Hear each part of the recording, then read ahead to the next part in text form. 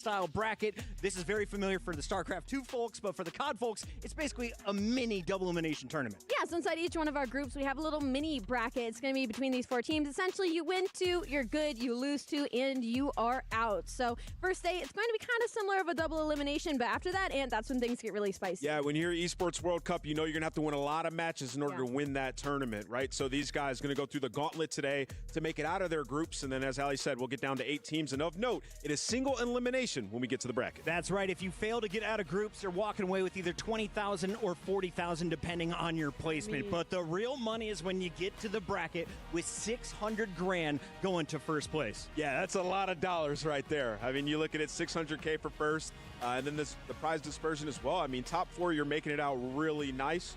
You know, some of these challengers teams that are coming in, this is a lot of money up for grabs for these young, talented players. Life-changing money for some of these amateurs. But for the pros, they're playing for more than just their Black Ops 6 appearance. A lot of them are playing for their team in the club championship. And if you tuned in last year, you saw the Falcons walk away with the top spot. This year, we have increased it to $27 million. $7 million is the #1 spot if you win the club championship. I mean, $7 million for one. I mean, you got $4 million right behind that at second place and go down the list. So obviously, a lot of these organizations, a lot of these clubs are going to be looking at that first prize pool, but you're not feeling too shabby if you're ending up somewhere on that left side of the column. Now, we know movie star Koi has a bunch of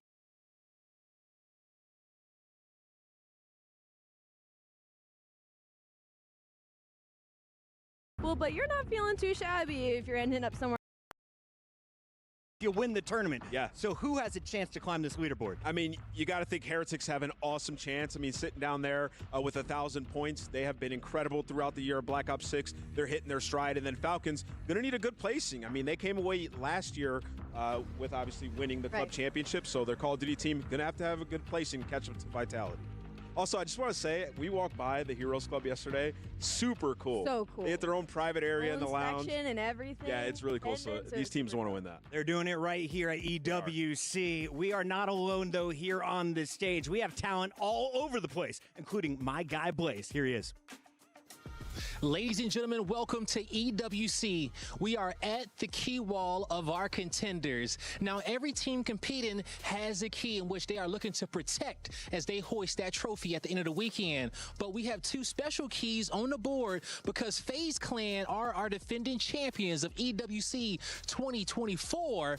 But at the bottom, Falcons are our club champions of EWC last year. These are 2 special keys that are going to be looking to get collected by our teams competing out there. But you know, when it comes down to FaZe and Falcons, they're going to be looking to not let anyone crush those keys. Thank you, Blaze. And as you heard, if you lose, your key gets crushed. Yeah. So last year, it was up to FaZe. Who are they going to decide to put their 3 keys in the trophy? And if you won this tournament, who are you going after? What key do you want to crush first? Yeah, listen, obviously if I'm playing, that means my boy Jeremy Stud will be playing. And production knows what would happen if we played. So they went ahead and they gave me a key. Engraved on the back says Jeremy Stud. This is going straight into the hydraulic press. After this segment, it's getting absolutely crushed. As it should. Hydraulic press that, baby. We will be crushing keys throughout the week. Reminder, though, here on day 1, you have 2 lives in the double elimination tournament. Let's jump into the groups, though, and show you who is playing who, because in Group A, it's looking like an easy path for our boys from Optic. If you see their first opponent, it's the worst of the amateur squads. They're coming in with the 5th challenger seed.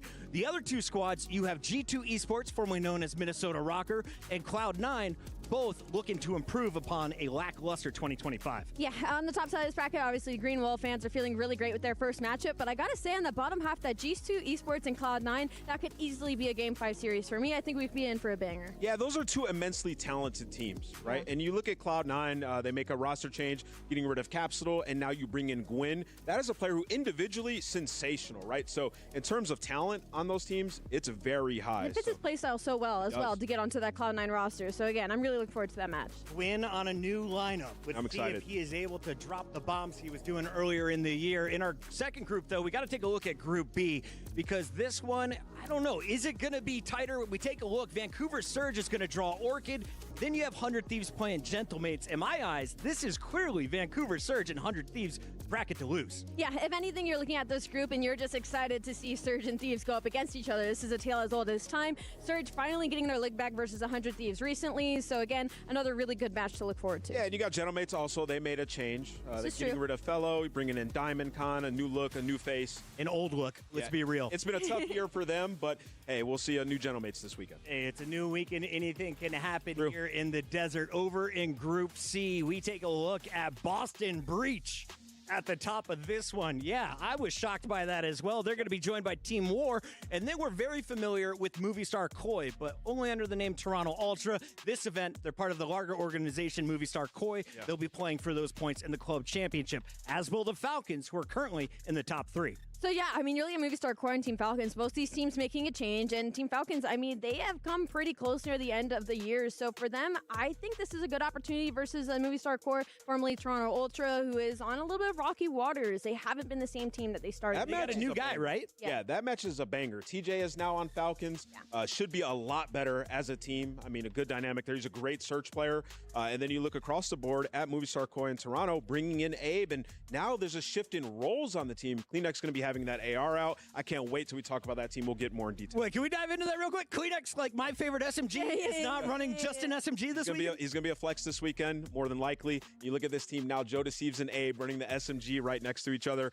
Could be what they need. Could be the dynamic shift that they need to pick up the pace. It's going to be a fun one with 6 matches coming your way. You are going to see it all. And in Group D, we have a great showdown in this one. It's going to happen in the qualifier match later tonight. FaZe Clan versus Heretics is the community's prediction, but Omen is looking to cause some problems as the top amateur squad here. They are going up against FaZe Clan. How do you feel about their first round draw? It's obviously not an easy draw pulling FaZe Clan because so you tough. genuinely do not know which version of them you're going to get with the way that this year has looked for them. But for the side of Omen, I mean, you're looking at Mac and Vivid maybe to kind of be the leaders for them. They've been in this situation before. They've both performed fairly well versus FaZe Clan before in the past. It's just so tough. It's a tough Your draw. number but you one have seeded to sell the story. challenger team, you got to play the defending EWC champs out the gate. Super tough, but if you want to make a statement, that would be where to do it. Let's take a look am I at our actually power muted? rankings coming Wait, into am I- the event. This wait, is our Ramco have I power been muted rankings, the and whole- it's I'm not not just muted, for though. favorites. I also asked you, who are the Wait, contenders what? in this event in dark horses? Let's start though with the favorites. Optic, Oh, 100 Thieves, is it 'cause FaZe. of this Who do you give the thing? top spot? Yeah, Huh. in terms of favorite Favorite for for this this tournament, I'm tournament. going to go with 100 Thieves. I think this year they have just been so strong throughout this year in I Black Ops changed, 6. like, a I think thing. I at didn't Champs, realize that makes it- left wait, a this sour is a taste in mute? their mouth. Hold And on, somebody if we get learned muted again, I anything think, from if I do last this. year, a team that bombs out at Champs can figure it out Yeah. with a couple weeks of practice, and I think 100 Thieves will do so. And then alongside Oh. that in the favorites, we also have Optic in Atlanta. Damn, Teams I on Poison been, Trophy. damn, what the Yeah, fuck? of course. Hold on, And I man. think my favorite thing about the favorites Okay, is that all of them, it just kind of depends what version we get from them. You know, they seem to have lackluster You weekends can't bet every on a once in a winner while. because and so Optics it like truly a is a minus mix-up. I do 10,000. want to also shout out But on I the have dark horse Hixie side of unders things. because that Cloud9, guy's dog I mean, the shit, but addition it of is when we double touched on it vault, earlier, which I it didn't really know fits the until play now, style. And throughout but the entirety of this year, I think it it's feels like okay. Cloud9's been close. They're an aggressive team. They push teams to the limit. This might I be the took time for them to Hixie, maybe get something. Vance, good. Yeah, those are and three Lunar's teams that unders. I think can play at a real high level. Just Yeah. looking at the changes that Nah, I they've did made, Hixie right? in We my could see them fucking maybe get a streak. placing that people were not expecting. That guy's Many of fucking them. Will pissed. we see an amateur team outplace any of the pro teams from 2025 this weekend? You know, I think we check will. on Optic. I Hold think on, we let will. me see. I think you look at She is not Gentlemate's the Slayer. team, could potentially Their just team is straight up dog bomb shit. out. You know, some of these teams that didn't make any changes, their like even when you Slayer look at is, G2 Esports, didn't make a change. And it's towards the end of actually, Yeah. end of the year, they have not been playing well, right? So we could see them bomb I out. guess as well. it's Cap. One thing that our I don't players know. could rely on this weekend, though, don't really have a is a Slayer, coach. And it's I'm gonna time be for our honest with Dr. you. Suleiman Al Habib Doctor's Notes as we break down one of the big topics me in the see his community map right one. now. I think my big note Hixie map is 1 that is 21. I the would, personalities that's that a are bit- loudest on damn, that's Twitter fucking- are wrong with their take on coaches. as I think fuck, coaches enhance the on map competition 3. and elevate the skill level. And you used to play back in the 17 day and a with the half. fifth man behind you. What was it like? It was awesome. I mean, these guys are in the trenches with Yes. you. You know, like you're practicing, I guess they're his in the team comms is while so you're low practicing, individually. right? You So gotta take when the I 1, look 2, at it 3. in a final event like EWC and some of these young challenger teams coming in, to have their coach behind you is awesome. Going to make them play at a higher level. And once again, those guys are in the trenches with you. When I was competing and I had my coach behind me, whether it was Rizma or whether it was Hilton, they bring a different element to the team. And they're not commanding the comms, they're just assisting in it. So I think people did blow it out of proportion a little bit, and I think it will lead to a higher level play. Shout out to Rizma. Ali, final question on this topic. Which teams are going to see a better performance with their coach directly behind them? And who do you think doesn't need the fifth man? I mean, of course, you immediately go to the teams that have former professionals as their coaches. I even look at Team Falcons. They get better. They have some younger players on the team. You're going to have Clay in comms, being able to chill you out, lead the pack a little bit. But even teams like Vancouver Surge, who have been struggling to kind of make the finals and finish it out when it comes to some of our tournaments, having Ray on the comms, I feel like it's going to overturn a lot of our teams. I have a hot take. Hit me. And I think the team that benefits the most from having a coach, the absolute most, is FaZe Clan. What? Why don't? How is there going to be room for Why is there no maps for this one? Those guys are always talking. And that's my point. Their comms, I don't know where they got maps that their from. comms are great. They're convoluted. Orchid? They're too I don't hectic. even. Who And I the think fuck's having on Crowder that? behind them, whether it's Let me RJ see. or Crowder, will smoothen that out. And I they'll think play they're well. British. All right, that is a hot take from Nameless. Yeah, Those are fuck doctor's no. notes, but here is your schedule. As I mentioned, no. 6 matches. I don't coming even your know way. who But these Ali, two out of our are. first 4, these are all opening rounds this of the guy? bracket. Who do you like? What's the best matchup here? It's just tough. I mean, I look at FaZe Clan versus This Omen guy just can't even because go FaZe Clan had positive in such a fucking weird EU season, it feels challengers. like. And then you look on What the is side this? of Omen, obviously that's the #1 seed when it comes to the challenger teams. All eyes are going to be on how they perform today. And of course, Nameless in our SNB Oh, this isn't match EU, of the but- day.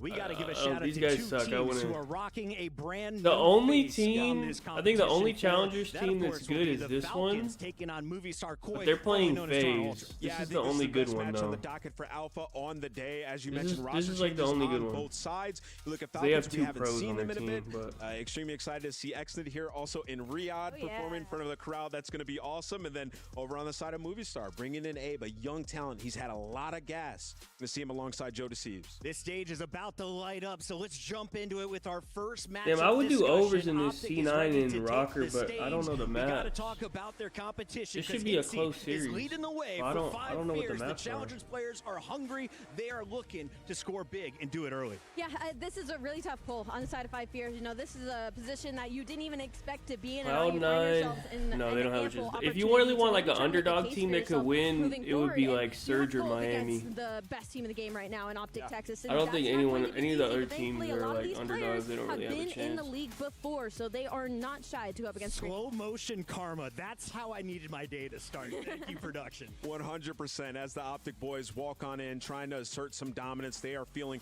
special right now. But to talk a little bit about 5 fears, you know, as Ali mentioned. Well, we'll talk about Optic Yeah, first. let's hit these guys because these are the champs, right? This is the favorite in a lot of the community's eyes coming in. Yeah. They raised the most recent trophy.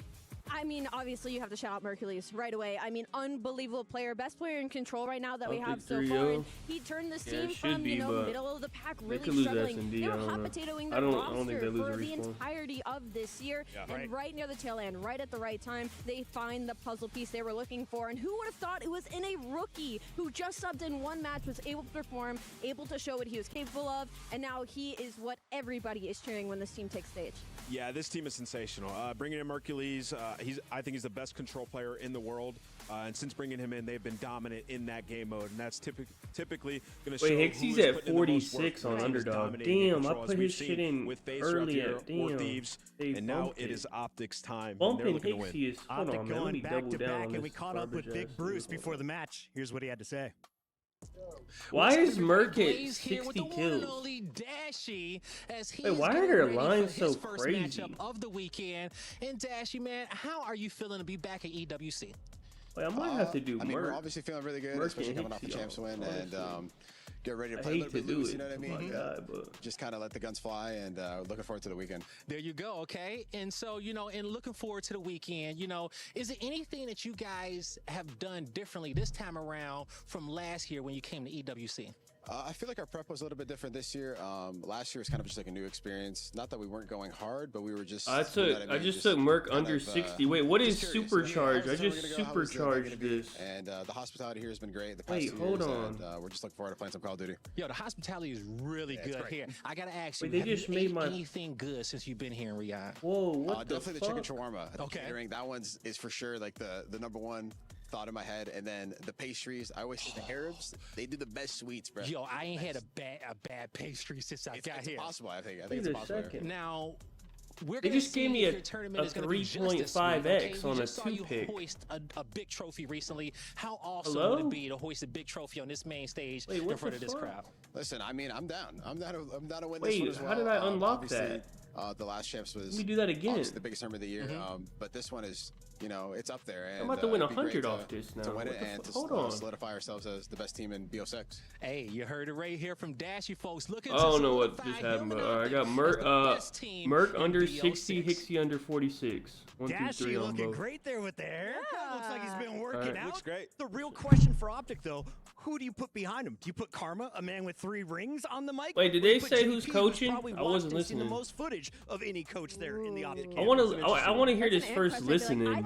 I think I I would wanna go s- I don't think the just coaches because are I gonna really say that respect his much. analysis and the way that he breaks down the game. But Karma, obviously, being with 3 rings, I mean, that's a former professional. Karma search calls, I think I go with Karma. Yeah, I think it just all depends on you switch? what the players want, right? If you I want think somebody who's Karma very would active in not comms, want then, yeah, to be up bringing there. in Karma would probably be ideal. But if you want somebody who's just going to be able to reference the strats that you went over and things of that nature, about the other then maybe team? JP, right? So Yeah. we'll see kind of where their minds are at when they do take The the stage. VOD, But I think the most um, important thing that Dashy said in that interview was No, I'm kind not of gonna trying to post assert it. themselves as the best I can team leave it of on the Twitch. year. Yes, yes. Winning This is a another VOD I can tournament actually would leave be, up. without a shadow of doubt, the best performance on the year. It would be impressive if they can pull it off. They have a pretty decent opponent to do it. Let's take a look at 5 Fears, because this is a challenger squad that didn't think they were going to be here. With the Royal Ravens out of the competition, they got the 5th invite. Capsule, Pixie, Damn. Seed, and Fire trying to make the most of it. Yeah, you know, this is a team where all the players have What the- dabbled in the league, Yes. right? And now they're going to be able to play up against the pro teams once again. Why and does looking he at your look Scenic like that, Seed right man? now, he's been very vocal What the about hell? hoping for expansion, trying to get onto a team, saying that he is due. Why does so he this is an look opportunity like to showcase that? himself. And then I think another interesting storyline you're seeing here is Fire 4. When he came into the Bruh. league, got put on a bad team, didn't play well, but he was an immensely talented young player Yeah. who's went back to Challenger, try to reinvent himself. damn. So I'm excited to see these players and sort of what they've done. Alright, let's hurry working this on up, themselves man. over We the got last 4 couple minutes. We're Now, gonna we be heard late, a little huh? special tidbit from one of the British casters. Oh, yeah. They said that Hixie is tired of being seen as just an objective player. TP kind of had that Wait, role what? in the past. Yeah. People looked at him and said, you got to be the hill guy. You got to be doing the flag capturing or running the point. Hixie's saying he wants to focus on Slay. Huh? Can he keep No, he doesn't. Shotsy. Who- that Wait, would be what? above. Hey, who's? Wait, whoa, I whoa, was just gonna say, I whoa, almost- whoa, you know, whoa, Hixie whoa, has been playing whoa, hard over the past couple of years whoa, that is very whoa, good. I mean, we forget he subbed into Whoa. a tournament as well and ended up Whoa. winning In the the champs, entire yeah. thing. Hold on, For what? Hixie, I definitely respect his Hey, position. stop I playing look at with this me, lineup, man. though, and I realize like Hey, how wait, difficult I got that's this going to guy be. like You're looking 4 at Seed, unders. He's been a player with a lot What of the energy in fuck the am past I couple years. hearing? Capsule, he's been a leading SMG of all the teams that Dude, he I has got been this on. guy So in for every Hixie to under. try and stand Hold out on, inside what of the this fuck? roster, it's going to be difficult. What Hey, is man. Fire about though? Because that's the one guy that hasn't been in the Hello? big league since I've come back. What do you mean Is you're he a slinging threat? out? And where's he been over the last few years? Dude, he's Yeah, listen, nuts. Fire's a guy. Yo. Where, you know, people kind of try to turn him What to a am I meme in the hearing? community, but he's a guy who's immensely talented, right? When he went to LAN, didn't have the best performances. So he's a player that we know can perform, can shoot with the best of them. It's just, has he worked on that confidence? Well, I mean, there's And nothing I think can that do if now. He can play like he does online on that What- stage. why is this then guy a he has slayer chance to put up some now? big numbers. He's not 5 slaying. Fears Come coming on, in man. We with gotta all be serious. smiles, and there's always a smile on this man's face. Let's listen in with Capsule. Ain't no fucking slayer, What's up, everybody? man. Blaze here with the one and only Capsule playing for 5 Fears this event. Cap, we was just talking a second ago. You saying this is your first EWC. How does it feel to be here? Feels amazing, man. The place is nice. I've never been overseas before, so this is like What a the new thing for fuck? me. And honestly, Are like, they the not whole starting the atmosphere, all match? The players like near each other, actually like with each other is great. Yeah, that is awesome, man. So first time We're overseas. Here we are playing some Call of Duty. We love to see where Call of Duty can take us around the world. Now, in your group, recently, you know, C9 dropped you. They're going to be in your group as well. Are you excited to kind of play them this weekend? I can't wait to play those guys. I'm being honest, like I'm trying to load into them right now. I'm trying to play right now. Oh, man. Coming overseas for the first time, you know, the team that dropped you is in your group. You're almost on like a little hitman arc right now, okay? And I'm trying, man. Yeah, I I only seen got a week, Protocol but, like, is I'm here to- in, yeah. I'm ready to shake some things up, man. There you go, shaking it up. Now, don't- when it comes down to your team, okay? I guess that talk helps to me about FaZe the a little squad. bit. What do you love They were most about really good playing at with 5 Protocol. Fears? That's like the only thing they're good at. I feel so. like overall, I feel like they have a set game plan. You know, coming into the team is usually difficult, especially on short notice. But like, I feel like they have a set game plan, and they're like, let's do these things, and then after that, you can do whatever you want, basically. So There you like, go. As long as I do like step one, like I can freestyle after. And I was gonna ask you, where do you fit into that game plan for you? Yeah, I mean, I feel like they try to play simple Call of Duty, so I feel like it's not really that hard. So after we get like, I have to do step one, and then I can do whatever. I'm free to do whatever. So There you go, man. You ready to shake things up? Yeah, Jack man. of all trades, overseas. You ain't gonna let this trip go to waste. nah, I'm ready to play. All right, y'all. Y'all heard it here from me and Capsule. He is ready to play. That does it with us. Can we start, man? 5 Fears coming in to try and cause an upset. Capsule ready not to even take close the to- am I on stage, the and our wrong players shit? Are waiting to do the same. While we wait for the stage to get ready and everyone to get in place, Ali, break. There's another stream, no? There's a B. Oh, stream B. Actually participating these guys in playing? COD, who's also in the club championship. Well, I mean, right away, you look at time, but glad to be back. But we're already late, man. We starting the day late. We got a long day, man. Who are the best team in the game We right can't now. be It's late. a huge feat, but also it is so exciting. As Capsule said, I'm ready to Fuck, spawn in man. right now because if they perform well versus Optic Texas right now, they're trying to solidify spots for next year. With the way that roster mania has been looking like it's going to be during this off season, all of these challenger players are ready to fight tooth and nail to try and solidify one of those open slots. And where is a weakness in Optic's gameplay at all? Because after the tournament, I listened to Purge and Cammy from Boston Breach. They said Optic was by far the best respawn team in the game. Yeah. We see 3 respawns in a best of 5. Yeah, I mean, the search wasn't too bad either, Chris. I mean, No. if you look at their most recent performance, not many weaknesses, I'll be honest. But when you talk about like this Optic team, they've been steamrolling everybody. You have to get off to a hot start. I mean, how many times we've seen them? They win that first map, it just snowballs into a quick 3-0. Yeah, I'm for pretty Optic, sure there right? was So some I think delays if you last year are 'cause 5 they Fears don't- and You're Hello, playing Anthony. the first I match just of the wanted to tournament. inform Things are you that just I'm getting leaking started right here now. early in Riyadh. Thank you you have for to get out to making a my hot night start. Hit them all, they're less jet than lagged, three. baby. Let's take a Nice. look at the map. Because they don't have best of 5. permission to Remember, 3 use wins, and you are moving on to the qualifier official, match later tonight for a spot in the playoff bracket. CDL And Ali, I accounts see and Vault shit, right? twice So with they're Hacienda coming in as playing that like first a search. I mean, a obviously, normal you look at this private layout, match, Optic I Texas think. So very they had, like, recently had issues. expanded their map pool, and already I'm thinking Vault, and I'm thinking Shotzi, and how painful that might be for 5 Fears in the Darn series. And then I also look at they that map number should 4. be. Shotzi and Hook have a time on Skyline. Not even Wait, that. what? Why Mercules is- loves I mean- spawning on Stones is that on. map. So in the response for this series, it is looking heavily what? favored towards Optic Texas. Yeah, I agree. I mean, teams are just going to have to Oh, figure out how what to the approach fuck? Optic Why is it on over when they here? pull out the extra ARs on Vault Hardpoint. Yeah. I mean, when we get to the Money Hill and you see Shotzi having out that Wait, extra AR, where's they are just Chat? dominating people. So an extremely tough Why map is it set. off And the- the SMG's going to have to be on Wait, point when where we get is to the it? Skyline. You've had 3 weeks to prepare. where the You've got a fuck is coach it? with you live. Take advantage of it if you are taking the stage. Now we are heading to a quick break while the stage gets ready. When we I see the return, we line, hope but to I see don't see all the- 16 teams competing live at EWC. Atlanta FaZe, champions How of much the you world. get it? Without competing, I don't know what I'd do, so we can definitely win. He knows there's someone playing off the flank and he finds the kill. Seeing people win is probably my least favorite feeling. Fort JD can find a second though on 4 in a row. Oh, and a snap and turn on to Nasty. Oh my goodness, even Fellow gets involved. And it's him, Cell, Draza, the whole squad. FaZe, they've done it. We've won a lot, but it's never enough for a team of our caliber. Like it's gonna be good. They're moving it there and that is incredible. I had to redo it. It's all on Sim. Last one up, and he is gone. And hopefully win EWC would just be the cherry on top. I don't know why it was. I can't even get the original chat. How do I even get it? Oh, I can move with the arrow key, I think. Yeah, hold on. Why was it off the screen? Oh, I think it's because I was messing with the 1920, the 14. Oh, I think I know why. Okay.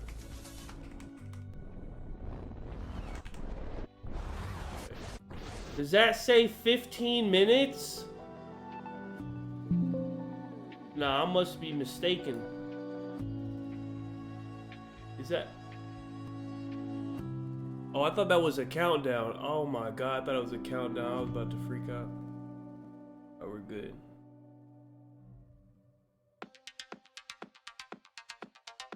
Alright, I think it's good now.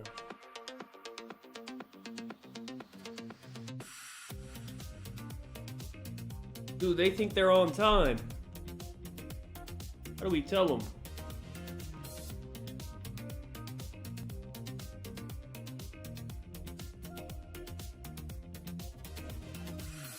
Let me see if we got the maps. I want to do overs on this series, but I don't know the maps. How do I even get these maps? I'm just not gonna get them. Wait, they might have covered them on stream. Hold on. This is annoying. I don't like this double stream. With base is anything less than grand final is unacceptable. Yeah. And right now they're hoping to redeem themselves. This is a redemption arc for one of the most dominant teams we've seen for a long time, and they are hoping that this saves their season and saves them from the egg on the face they got at the last tournament. Well, it certainly did last year, but speaking of the tournament, let's take a look at the format for you guys at home right now to see exactly what is coming your way, because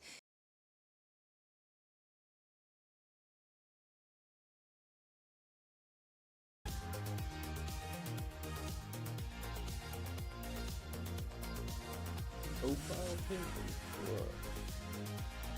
What the hell is that, man?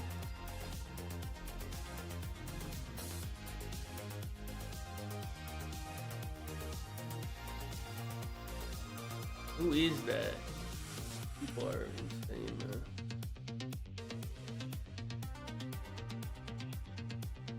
Is this copy? It doesn't matter. We're on Twitch. I'll let it play. Bro, where are? But like. They're not even on stage yet. Like, what the fuck is going on?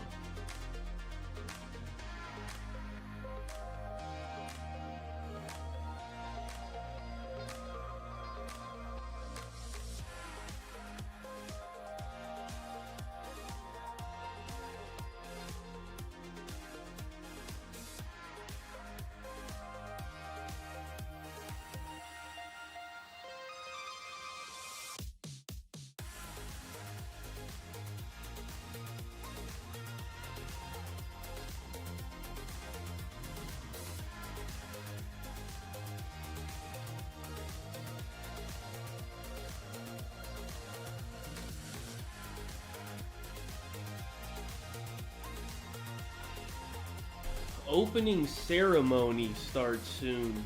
They're gonna do like a little presentation or something? Nah, we gotta get to the matches, bro. Nah. What does that mean?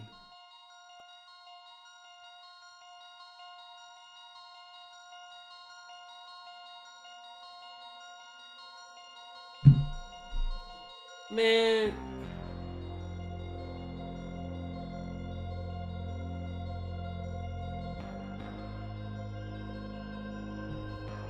Bro, this is kind of ridiculous. Okay, let me at least try to get maps for this other series. exactly, I think that's a great question. We'll see if that was ever going to be answered, especially after this tournament. But let's take a look at our groups now. These guys haven't even started breaking down the fucking matchup yet. A team that really this season oh brother, it really might be 20 of minutes. People in the community, and it's really all about Optic here. Seymour, when you're looking across Group A, I think there's a lot of storylines that start emerging because of this Optic team. I mean, you look at Optic as clear favorites in Group A. You look at G2 and Cloud9, who both missed the end of the year, so they've had time to sit. I didn't even look at them. What is the comments? Mistakes. Obviously, for Cloud9, they Some thought crazy some of their or what? mistakes came from the roster. You get rid of Capsule, you bring in Gwyn, and that's trying to pack a little bit of punch going into this EWC. But then you throw a little bit of a spanner into the entire tournament, and 5 Fears come out of nowhere for this qualification spot to be the extra challengers team. I don't That's read the YouTube team. comments. I mean, this is a dangerous team. They have nothing to lose here. They're wild out here. They certainly do indeed. I think it was very interesting to see that how one roster change can make an entire team and perform onto a level, going on to win one of the most coveted kind of titles that we do have in the scene. So that was huge coming in from that last tournament. But Mercules adding to that Optic roster. Bryce, I'm really interested to know, like, what did you see in this young man, especially from the last tournament we had? So it's actually interesting. There is always an amount of hype around rookies. Every single time they come into it, they want to know how well they are going to do.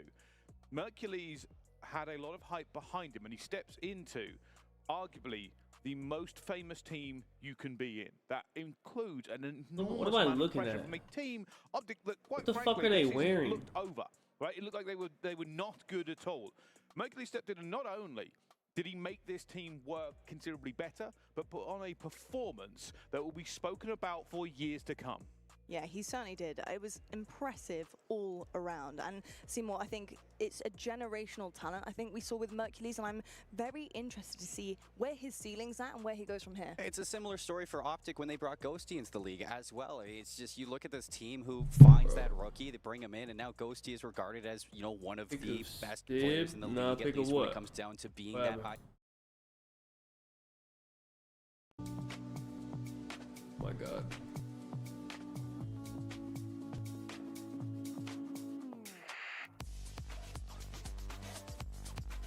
Oh, we do have maps. They're just retarded. Wait, they don't have... Wait, they have the bands, but they don't have the pick. How does that make sense? Wait, what?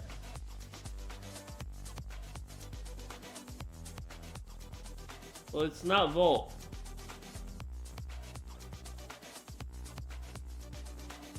And it's not... It's probably Vault Control. I'm so confused.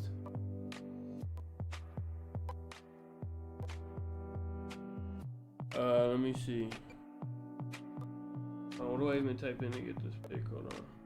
I don't know what I'm looking at with the Vito's there.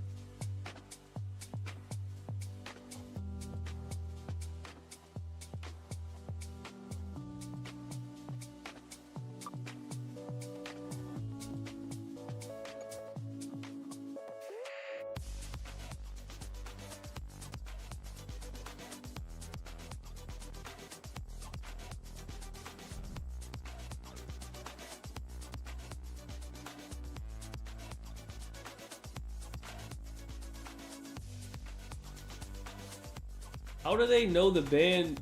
I don't get it. How did they get this info? But they didn't. They only got half the info. I gotta mute this. This is.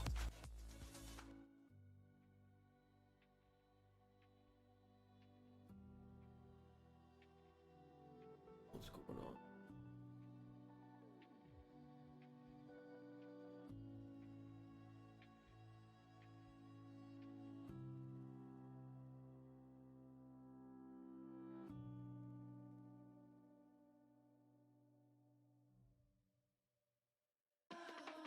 Probably gonna be Hacienda Hardpoint. And probably Vault Control. I don't like overs anymore on Hacienda. Bro! We 12 minutes late already, man. I don't know, bro. Oh, man. It's actually annoying.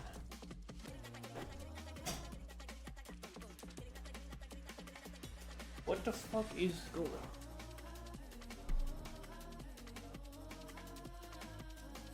Wait, let me see. What other games, someone else is playing something or some shit? Let me see. What we got? StarCraft. What is KWC? MSC. What is this? Who knows? Wait, let me see. It was yesterday. What is this?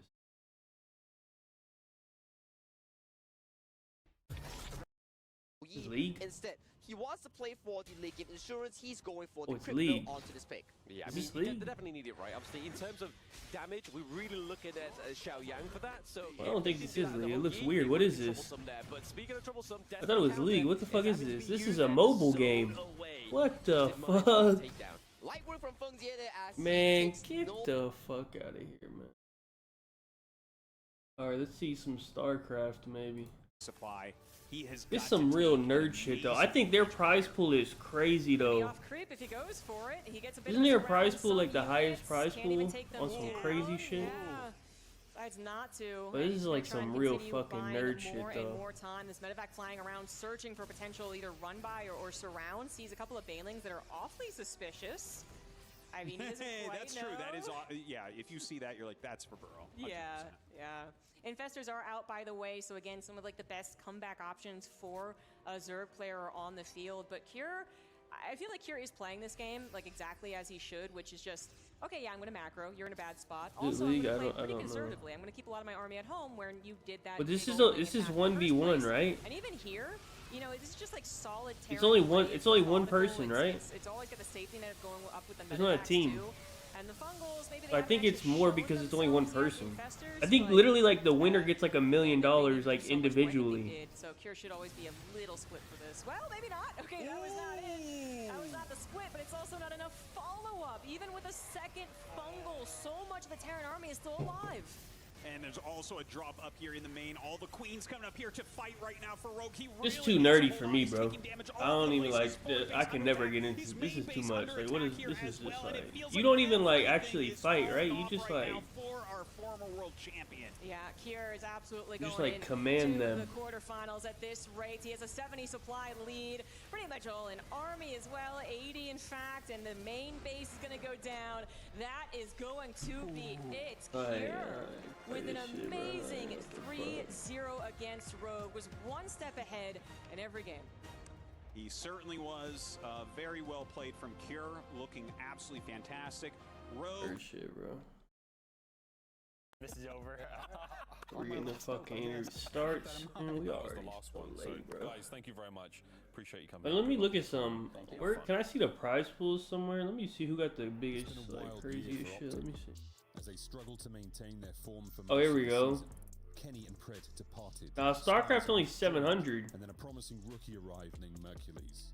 But it's only one person, so I don't know like what the actual like winner gets. Probably like 500 or something. Came before them, earning their back-to-back victory. I don't know what he gets. What's the biggest one? KWC has 3 million. It's the mobile game. How the hell did you do that? 3 mil? It's just weird because like the roster that we had is just like a championship roster, and no one obviously would have expected that. And then luckily, you know, we made changes and that, but then Hector made. They're getting 3 mil for a mobile game. We've been a totally different team. Yeah. I never even heard of this. What is this? It's been an easy play with them, bro. It's 3 mil. Have some of the best guns in the league. Yeah. COD's only 1.8. PUBG Mobile 3 mil. Coming into this event. Chess. Wait, chess might be the highest prize pool because it's only one person and it's 1.5. Last question. 3 for this shit. 1 for Overwatch. I feel like in the COD world, I've pretty much Rainbow got 2. You could when it comes down to Warzone got 1 mil. I feel like this is like the missing piece that I have. What is this? EWC. You mean a lot to me too. I don't know what that is. This will Team be my second tournament. Regular PUBG 2. A Challengers player 2. Hecking got 1 mil. In and out helping for those guys. Rocket League only got 1 mil. Why they only got 1 mil? Tournament with them, which was. Aren't they big? And now you're here in Saudi Arabia competing at the CS got 1 point. Why is CS so low? Yeah, no, it's changed a lot, but like 1.2. I'm still just playing COD. They're lower than COD. Really a professional now. Life's changed a lot. You're working more, but the hell? at the end of the day, you're still playing COD and you're looking good. Still having fun. Right on, man. Boys, thank you very much for your time. I've been Miles Ross. That shit's trash or what? See you in the next one. Oh, this is CS2. Not CSGO. Is that why? It's definitely is this him. piss? I'm more of a just running gun. Wait, which is the team that won like fucking 50 in a row? Is it Vitality? One of them won like fucking. Gunfight that's worth, you know, a higher chance of winning it, and I'll go a little crazy. So I'd definitely say. Oh, you can't even play CS:GO no more. I didn't even know. What the hell? I would like to say myself, but it is him. I feel like he's a smarter person. Can I bet on these guys? They won like fucking every game. He has it in him, but I feel like he's a little bit less vocal. But me, well, let me investigate. Anything that comes to mind, I'm trying to think of everything that's happened. I might have to go with him as well, because, you know, my heart's always racing. I'm always trying to find someone, get in the moment. He's always trying to just, you know, think about the situation, go more methodically about it. Definitely be him. He's so silent, just taking all the gas from his teammates. So I'd definitely say him for the coolness. Not even on here. I can't even bet on these guys. But if I gotta pick one, it's him. Hey, what are these guys saying, man? Can we start the fucking shit, bro? Like, likes to gas up his teammates, so we're gonna get Satan. I feel like he would definitely be the person to give credit. why do they got these two? What is this? I'm gonna be screaming on top of my lungs. So I'd definitely say him to give gas in a big play like that. Why do they got these two together? Looking at him, I mean, I guess that's kind of what they pay me to do. Just get as many counter kills as possible. So I'm gonna say myself. I'm gonna have to say me. I think I got huge potential to drop a big amount of kills. Is this is edited? That's what I'm saying. This is edited, right? We both do it a lot, but I would have to say me to drop a big number of kills. I don't think that. I think they asked them separately and then. In the moment, just super calm, and he's like, I'm actually not sure. Relax, we got this, even in a high pressure situation. Is definitely me. I feel like if I have something in my head, if I have something planned, all I tell my teammates is just trust me, trust me. Both of us, I'd probably say me. It's edited, right?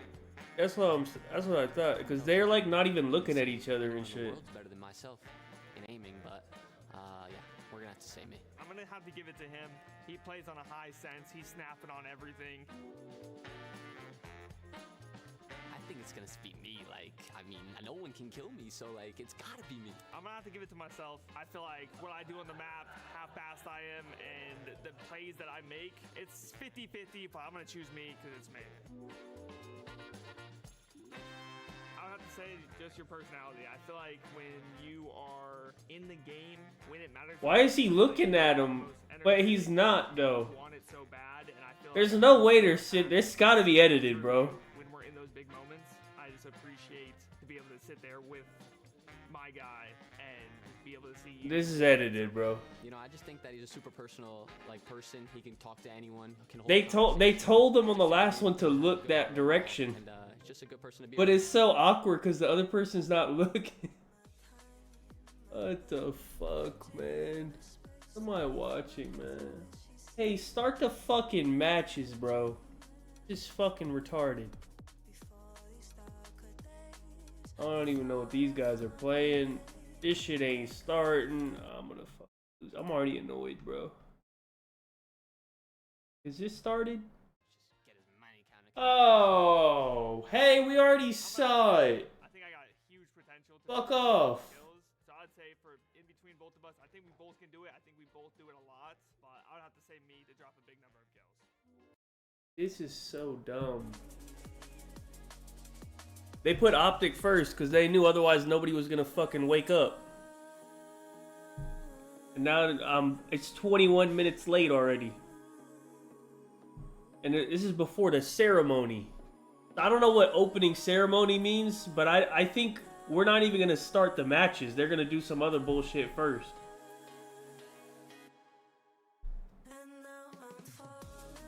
Yeah, I seen the one they just announced, yeah, with Alex and Ankri match. What is it, Marab Corey and then Yuri and Roundtree. But there's one more. Or wait, is that it? No, there might be one more. Oh yeah, Tom and fucking John. Good matches. Doug, did he go? I don't think he went, did he? Wait, what if he could coach him? That might be fire to have Doug in the back coaching. What am I watching? Oh, like, this is worse than fucking CDL.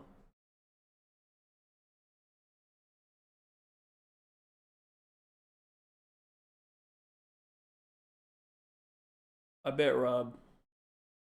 I could be wrong. We'll see. I'm not 100% sold that RDR is some fucking beast yet.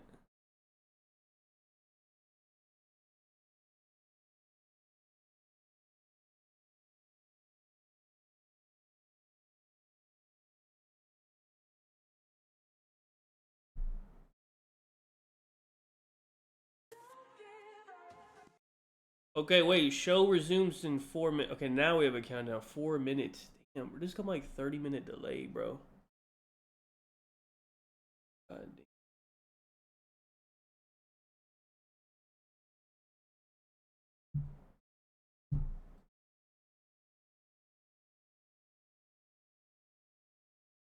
There's not that many things to bet on though, cause Shara's like minus fucking 700 or something retarded. John's like minus fucking 500. There's not really much to bet on.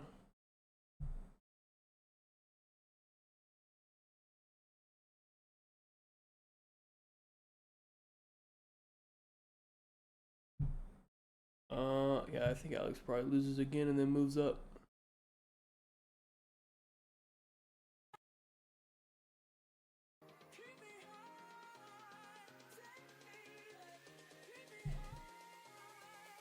I was thinking RDR, but the odds, if he was like plus 200, I'd pick RDR. They're not really giving you any value on him.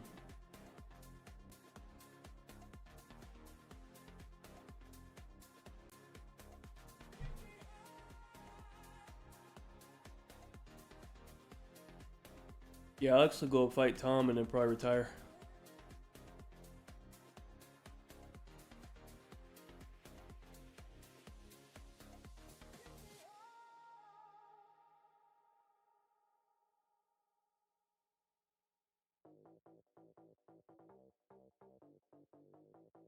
Oh, it ain't started. This is it starts in 2 minutes apparently. The ceremony does. RDR KO. I don't see him getting a KO. I could see him getting a sub. I could see him get like an early sub or probably getting KO'd himself later.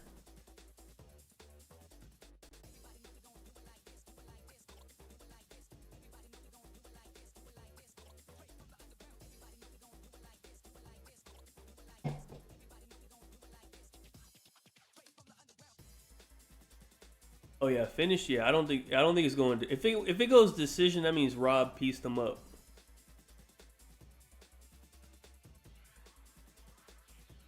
This striking's pretty like piss. He's just really big. That he's huge. Like they're gonna do the face off tomorrow. It's gonna look funny when they're standing next to each other in the face off because he's actually like huge.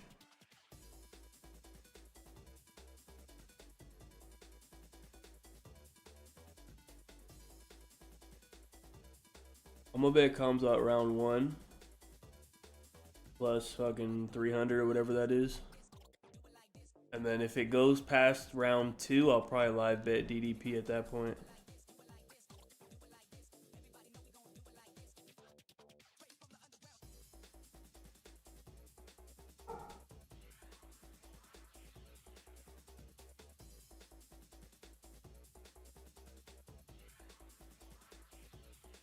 Yeah, I think DDP will survive. He's actually like huge, and I think he actually might be stronger than Kamzat. I'm pretty sure he is. He's just like a freak. It's like weird.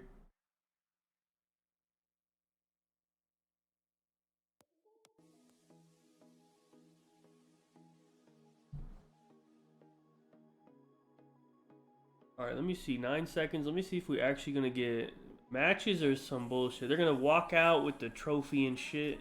Don't they have like some keys or some bullshit they gotta do or something? I don't think it's going right to the match. Let me see. Maybe it is.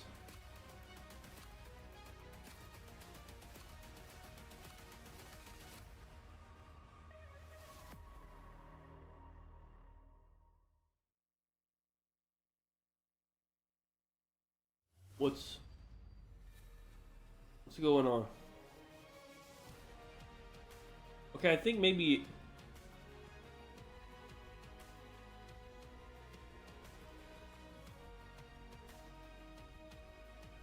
Nah, they about to do some bullshit with the trophy, man. Yeah, this stage is pretty good. It's like it's we do no,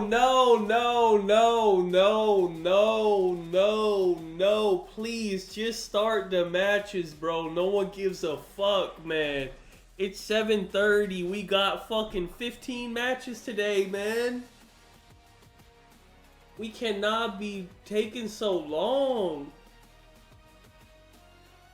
What the fuck, man? They should have done this 30 minutes ago.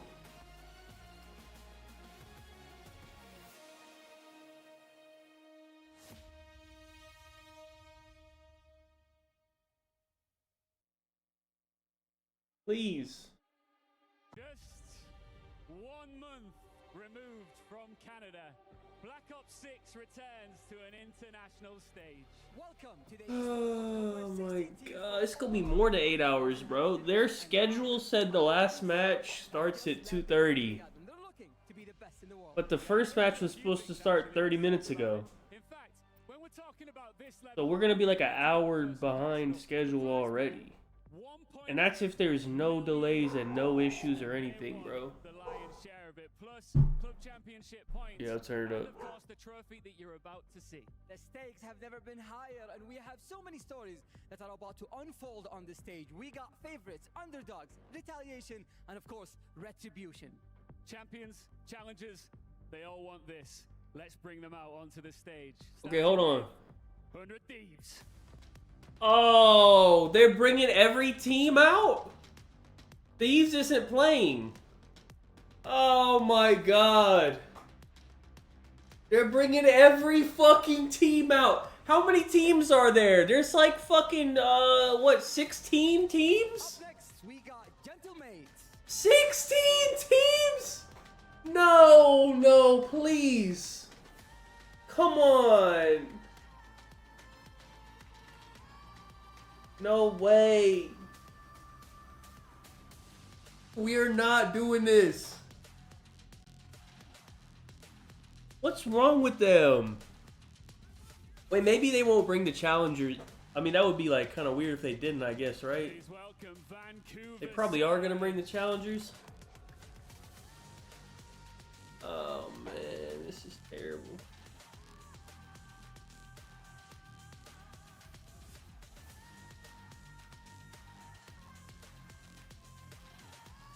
It's Team Orchid. They are bringing the fucking challengers, man. Fuck, man. This is too much. They don't have a fucking jersey for Beans. Who the fuck is that next to him? I want that guy's under. Hey, who is that Harry? Let me get that guy's under. Just off his build. Hold on, what's his name?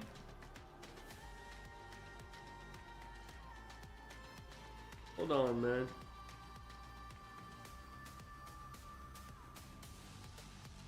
Please welcome Cloud9. Let me investigate. That's Beans, Mythic. Oh, that was Mythics or Harry. I don't know which one, but insane.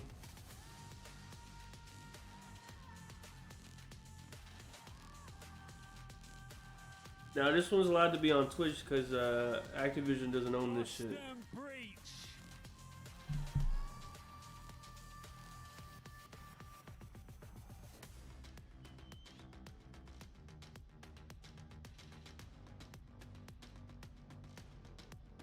It's Team War. I don't even know who's on these channels. Who's Team War? Let me see. Oh, that's too real. I think that's Assault. Oh, we gotta get that too real under. I forgot about that guy. Welcome, G2. What are they wearing? Why is their jersey like that? What the hell? Next up, it's OMGIts.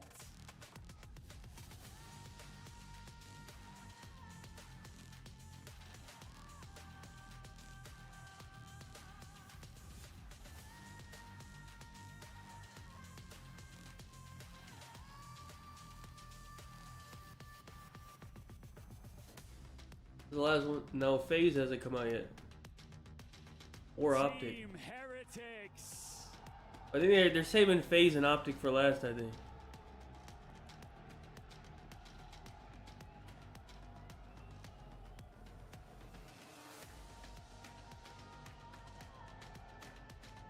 welcome B7 Esports. Who's this? They got a question mark.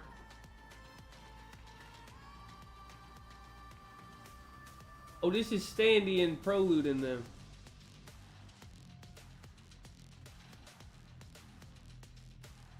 Wait, who's the one next to Prolude? Who's that? It's Brack, Standy, Prolude. I don't know who the other one is.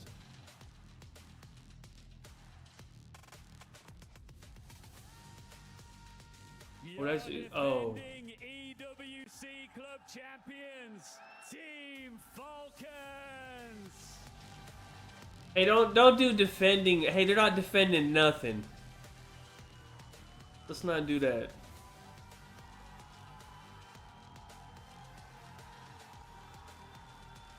I think because they won the overall thing or whatever. Because in every other like game they got like the best shit.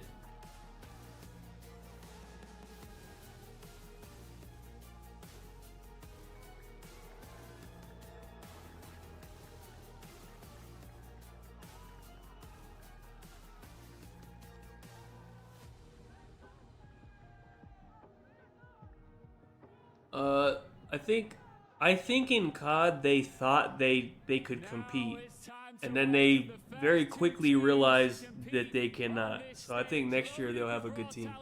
And zero pressure, 5 fears.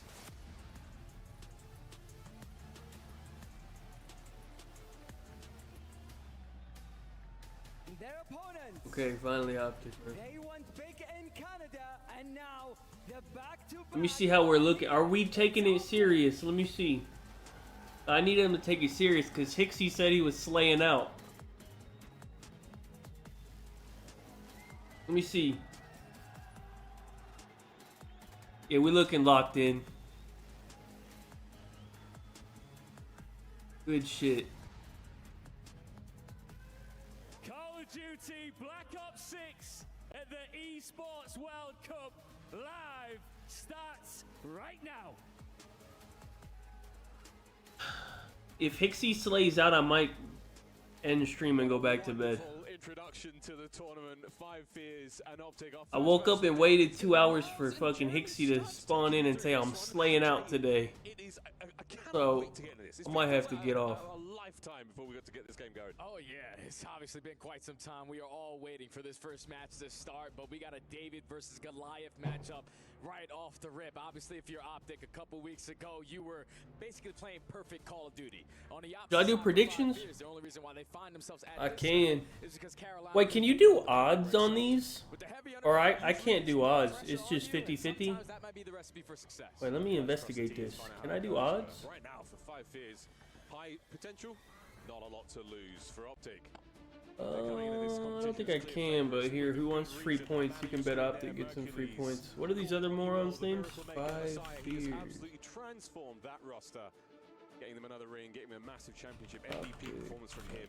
Here, get your free points. 5 fears, again, a surprise to see them here, but they've been gifted an opportunity There you from the go. COD gods. What will they do with it? Yeah, now you got to make the most of it, man. Players like Capsule, who's been okay. helping out the league. He's been a shining light. Alright, remind me after each map to run an ad.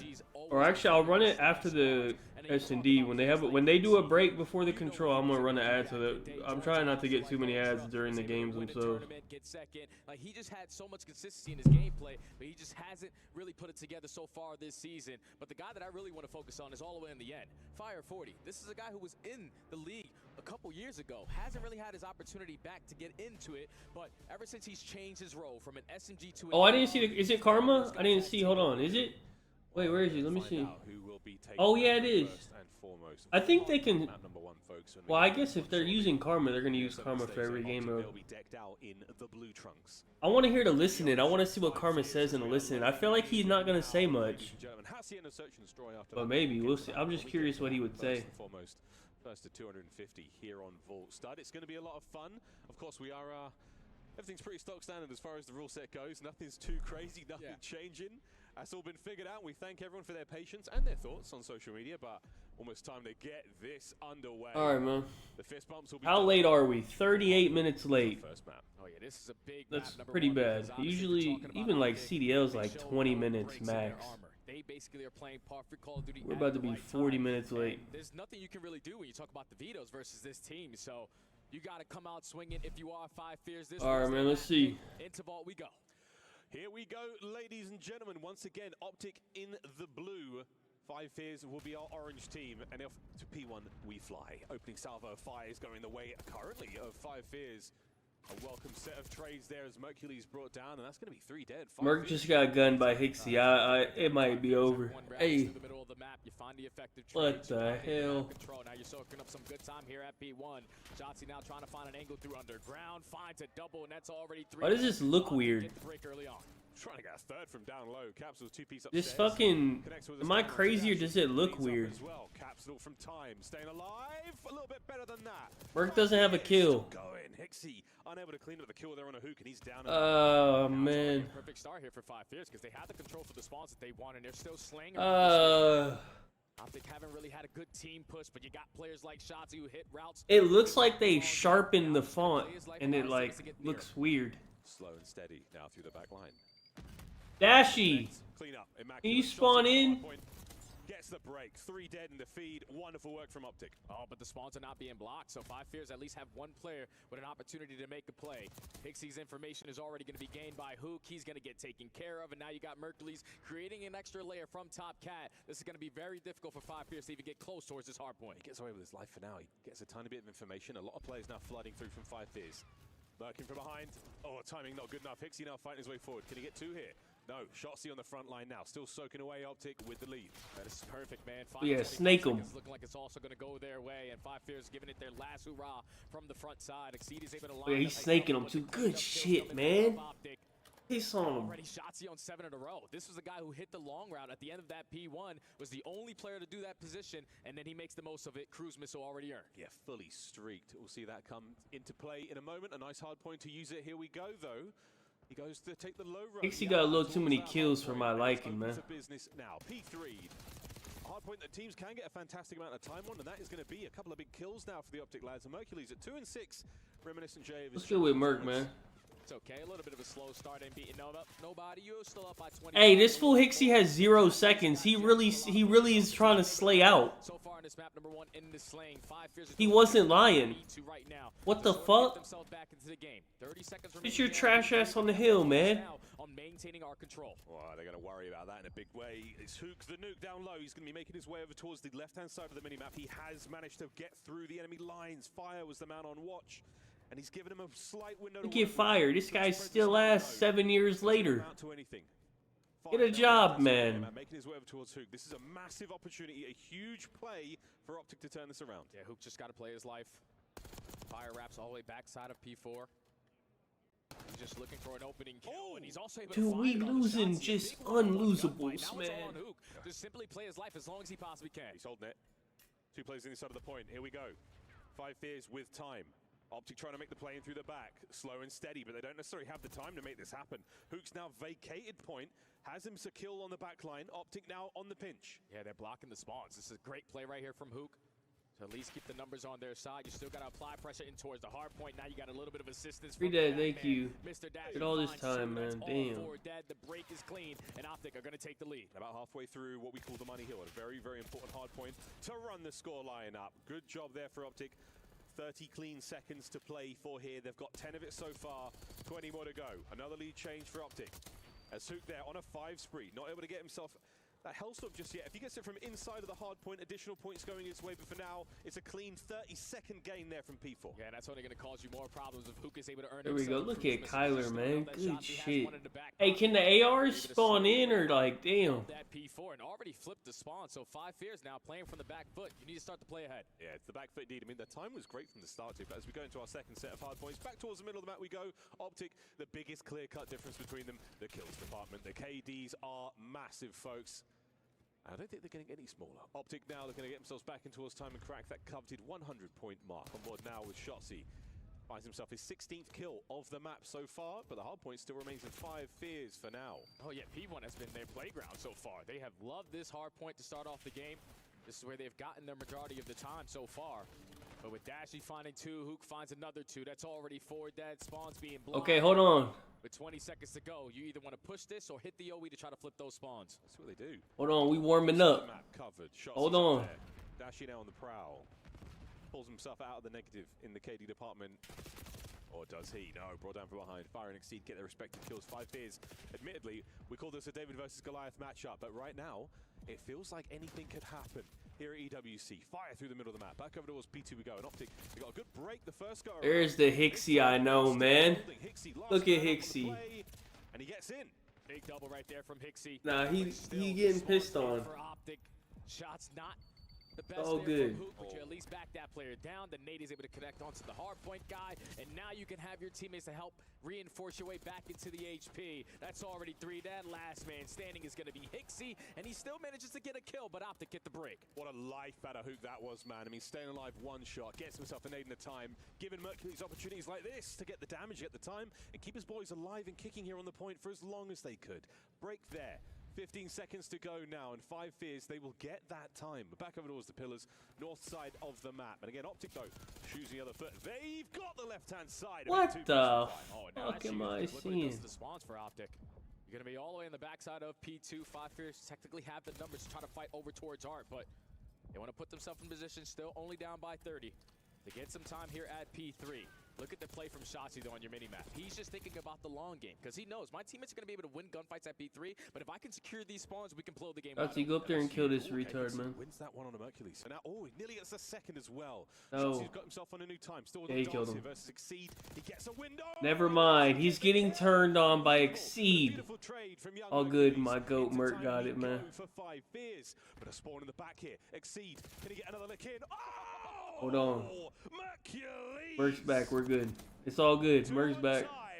And that could be the backbreaker for 5 Fears. Yeah, slow start for Mercules, but a great.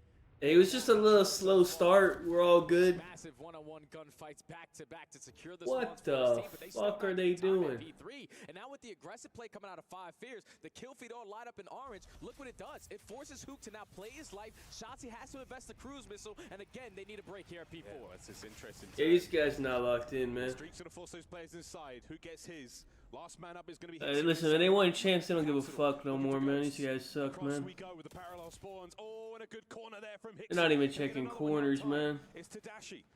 Vacates the point for a second for the kill. Hook's there to help him out as well. Reinforcements through the middle of the map as Optic still holding it. Yeah, they have the numbers too. They still know that there's pressure from the back, but Capsule and Fire able to line up 3. So Optic gonna spawn all the way across on the opposite side, and that's already a clean 4 dead. But 2 players spawning towards the back because that first kill comes in from Optic and allows those close spawns to come in. So it's still another opportunity here for a break, and they get it. They get it a little bit later than last time. Incredibly close. P4. And 5 Fears get themselves taken out by 2 massive 1v1 wins there from the Optic boys. 10 seconds to go. Optic will have it. Going into our 3rd set of Hardpoint stud. I can't believe it. Look at that scoreline. A much closer game than I anticipated. Oh, yeah. We were thinking David versus Goliath. No, 5 Fears are giving them a run for their money right now. Yes, they've been effective as hell at this P1. They're finding breaks when they need to at P3s and P4s. And it's still only less than a 20-point game. Can you continue to find your slang around mid-map? They're trying. Hixie brought down Dashi and Merc. It's another 3. Thank you. In the feed for Optic. Mercury's on time. It has been Shotzi who's been the king of the hill in this game so far, with just over a minute to his name. But now he's pushing kills, can't get the second. Tons of information though. That's over to Mercules. A massive moment for him now to step this up. They can't get it. Hixie cuts them both down, exceeding the feed as well. And that's a great break from 5 Fears. Oh god. So you need to play a little bit safe if you are Optic. You don't want to flip these spawns because last time 5 Fears made you work for that P2. Yeah, can we get a listen in? I would love to hear a fucking listen in. Trades. Fire's able to line up too, but still in favor is going to be Optic. Dashi last man standing, potentially for the final 10. They're thinking big picture. We need this P2. Yeah, 3rd time in a row that we're going to be seeing Optic in P2 first and foremost. What the fuck? Shotzi can't get the second. Capsule there with a push. And Hook gets himself an off angle. Maybe let the second man come by before he lets go. And this is a huge flank them. From Hook. There's at least 1 player spotted out. Dashing out with the intel. That's the gunfight 1. And here we go, Optic. Starting to move forward. That's such a beautiful setup there because Hook, he has hit different levels so far this season. His consistency in this game, the way that he values his life, and the impactful plays that he makes. He didn't even have to shoot his gun there. He lets his teammates know no one's pushing in front. They're all approaching the back, and then eventually when it's time to strike, he's already on 4 in a row. We haven't even touched on which coach is in the comms right now with the Optic boys. Fire fighting his way forward. Dashy on the back line. Time still going the way of Optic. Mercury's on the soak in tub. Big wins from Hixie now as he fights forward. Can he get the This second fucking man? pussy pulled out an AR to kill her when they're down. They're gonna lose. He's trying to kill her in. Fuck this kid, man. I don't even know if they're going to get another opportunity to find a break here, at least for the final 5 seconds. You need to make sure that you're maintaining arc control, though. Ah, damn. Is not missing Hold on. right now, but it's a heavy deficit. Optic only needs 17 seconds. They're going to play for this P3 time to close it out. Yeah, this is the route they took last time. And a Fire. Can he get the second man? No need. Hook finds his 37th kill of the map. So far, he is looking good. In the game, man, please. Who can make the play? He catches way in on the slide. This guy's actually pissing on them. Open hard point for now. Optic are thinking just in case it gets a little bit scary. We want to maintain the arc control, at least for now. But 2 kills now go in their favor. Someone's going to hop in the objective. You're still trying to locate where Fire is, and he peeks at the right time to get him off of it. And as long as you don't allow Optic to win here, if you're 5 fears, oh my god. You can do damage at P4. Yeah, P4 could be huge. Shotzi with a great opportunity there, and he's managed to slip the net. He's inside enemy lines. Please. Now deep behind it. What a maneuver this is. Anthony Cuevas Castro. You see him? He didn't see him. We did. Like this. Thank you. Word, what a read. That's a game. And that's the flip. That's going to be the break, and that is going to be the map. We need to see something seriously unbelievable now from 5 fears. And here comes the play. Have they got enough time to get across the map? They do not. Ladies and gentlemen, Optic, a shaky start to their group stage game. But they close it out strong in the end. It was a little tighter than we all How many expected. kills did he get, bro? But just the way that the nuke was playing in that map number 1, he was unstoppable. It was Shotzi who starts it off with a great route for P2, goes on 7 in a row, earns himself a cruise missile. But how 27? That map number 1 No, he didn't. in his life. He was like negative. Early, pushing out towards pool, giving information. What did to he his go? team, and Let me see the also providing scoreboard, it man. Heavily in the slaying. The nuke just took over in map number 1. And Optic are up 1-0. Oh, you love to see it. 5 fears bringing some good stuff, though. Fantastic individual plays. The guns look hot. I think everyone, I didn't get the chance to actually talk to these players. I did interview the Optic boys, and again, biggest Are we question gonna get I a had, scoreboard?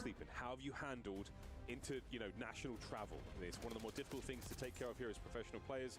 That can feel like short notice. You land, you do media day, and then it's straight into tournament play. And it did sound like everyone was good. Mercury stepped both legs of his flight, had a great 9 hours in bed. He was looking fantastic in that match as well. And again, I think, Jay, the brains are firing. They haven't skipped a beat since the last tournament they played in.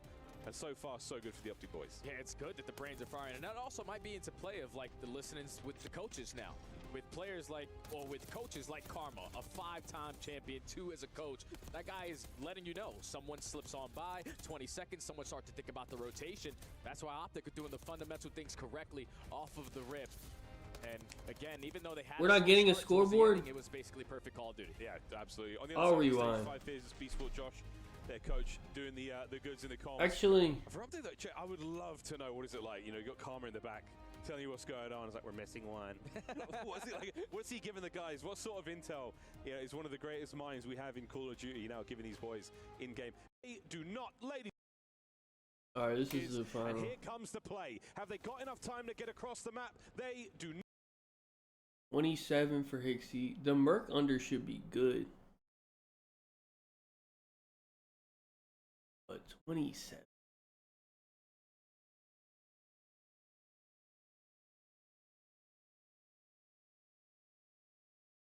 He's actually Killhorn. Why does Capsule have a minute? He's actually Killhorn. Not, ladies and gentlemen. Got those fundamentals in play. That's when Call of Duty looks beautiful, and that's what Optic did in map 1. Map 2 on its way. Hacienda search and destroy. This is going to change things dramatically. And Oh yeah. as far as our coaches' involvement as well, I would love to. Just an inkling of how things are going, but we always think about it when it comes to these sort of. I've been what? professional Uber versus having challenges, women professional level of Call of Duty. It's to search and only destroy. get That's matched where with things get women. spicy. Upsets in respawn modes, Jay. What? Not as common. Yeah, they're definitely not as common versus the best in the world. So if you are one of these amateur teams, S&D needs to be locked in. If you want to stand a chance here of making a deep run here at EWC. So we're looking at 5 fears on this Hacienda search and destroy. Players like Capsule, who's always going to be the aggressor, always tries to strike for that first blood. He's going to be very impactful on the map, but also on the opposite side of him, Exceed. Because this is a guy who loves to be that island player. He just stuck his tongue out, man. Can't they shit on this fat fuck, man? He's either getting blooded or getting that first blood. He needs to be that impactful player in Search and Destroy. Capsule really letting those training dummies have it. Man, he was letting Oh, I see what. I don't. Why would you want a? Why would you want a woman driver though? I don't think I've ever even had a fucking woman Uber driver. For like 3 weeks. Really good 3 weeks, man. Turning heads. There's Capsule. Also a former professional player, been in the league. His fair share. Highlight moments. Shout out Lando there back in Vanguard. That Berlin. He was unbelievable then. We'll see if he can get some of that magic in this matchup here. But against a team of this caliber, not an easy thing to do. Search and Destroy was good at that grand finals for Optic. They finally managed to pull out some superb wins. Respawn was really it. I mean, they did. No, I get why women would want it, but like, helps. But it looks like I wouldn't even want a woman to drive me, honestly. Hands on the hips of Karma, tell me. He's channeling his inner Karen. Well, that's cool with me, man. Something's happening. Yeah, let the women just get each other, and I don't even got like cool. Just gets lost behind enemy lines. So this is a guy that you definitely have to put a lot of focus on because he is a game breaker on the opposite side. And Fire 40 on the for 5 Fears. This is a guy who's just trying. Is there a delay or what's going on? It's been like 3 years since he had his opportunity. I remember back with Paris, back when they were Paris Legion instead of Vegas Falcons, but. Hey man, you continue to shine in challenges. Eventually you will get your opportunity. The role change is definitely improved on his stock in that scene. Yeah. But this is where you really want to show who you are. Yeah, this is a wonderful opportunity. The eyes of the world upon you here. Rise your stock. Drive deeper into the tournament. We are hoping, praying for an upset here on day 1 of group play. I really am. Could this be it? We will find out. Hacienda, Search and Destroy, map number 2. As we dive into this. I really want to listen in though. Like, damn, did we get listen-ins last year? I don't remember. I think they do listen-ins at this. Maybe they don't. I don't know. Loves themselves some Search. I would like to hear the fucking. This is gonna be a fun one, man. Coaches. Let's see who's gonna be able to get lost. The battle between Capsule. I was gonna wait until after when they do their break. It's gonna be Optic. Start off on the offense, no trophies. They're about to do a break after this S&D. Just going to be aggressive over towards B and allow Shotzi to do Shotzi things. He's going to run into approximately no one just yet. Hold on. I can snooze it. Let me snooze it. Swimming. The observers will be on it in a second. This map should be over. It should actually work out, yeah. No one is expecting SEAL Team 6 in a situation like what this. They're trolling. We've seen the 3-man water route. They don't even care, man. Optic oh my special god. Service. They're trolling. Into the play. And the play call Look what they're doing. Optic was absolutely beautiful. You get Shotzi to go it worked. man over towards But let's not do that again. Invest in A and keep 5 Fears on that side of the map, and it opens up the free first blood. Shotzi already finds a second 4v2. Unironically, I love it. Exceed now in a world of hurt. Completely surrounded. There is a head scratch, a chin scratch. Not a clue. Capsule now finds himself in a 1v4. And an immaculate opening round from Optic. Yeah, that's just unreadable. They're laughing after their fucking. I guarantee you, Shotzi thought of that. To hit the water out off the rip. Shotzi going aggressive over towards well, invest in the stun and innate to keep them at bay. And then off the rotation, Fire's thinking, all right, we don't see anyone. Hey, I'm going to start to rotate back over towards B. But Hook's already in my spawn. Yeah, and then Shotzi already has rocket. Like, what do you mean? Like, I checked everything. We had every lane covered. Where were they? Well, I don't know, man. Where could they have been? There's no way all 3 of them were in water. Well, gentlemen. All 3 of them were in water. Round 2, here we go. No joke, though, that was great. Yeah, I've never seen a play call like that. Remember, Hacienda was in Call of Duty like 6-7 years ago, too. So I've never seen a play call, and that definitely worked out. So teams got to be aware of that going forward. But this time around, Fire on the offense is able to strike for the first one onto Dashi. Early man advantage for 5 Fears, but Capsule, his turn to get lost. He's trying. He's been spotted by Shotzi. The dance. Oh, and it's a dance he loses. Toe tapping moment there for Optic as they find themselves 2 kills back to back. Dashi, the only man to fall now. As the man advantage for Optic, Mercules head on a swivel, as we say in the COD world. The bomb, though, in the hand of Hixie. And he's prowling for a kill, and he will get nothing. 3 in a row now for Hook. Our S&D's looking good, man. He knows that Mercules is behind him, but There's so many players that he has to account for in a quick second round there from Optic. Didn't even matter if Dashy ended up first blooded there. Shotzi responds. Mercury wins a one-on-one. And neither player on the side of Five Fears to catch timing on anyone on the side of Optic. It's just a beautiful play again from Hook. Yeah. Like, I swear, Hook 3 years ago is running around the map playing for a gunfight. Yeah, I mean, you look at the last 3 kills there. Was there a single moment where a Five Fears player had a shot on? There was no guns up. These were very, very good corners at the Optic boys.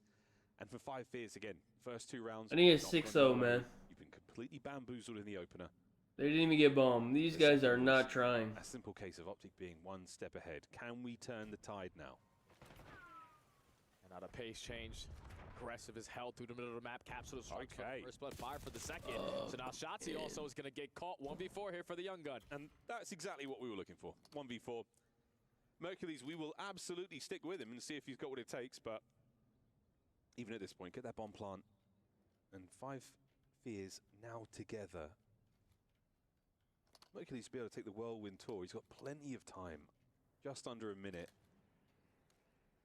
And he won't run into too much trouble here. Exceed will be the first man he should make contact with on that journey towards the A bomb, but he's hoping for a player to make a mistake.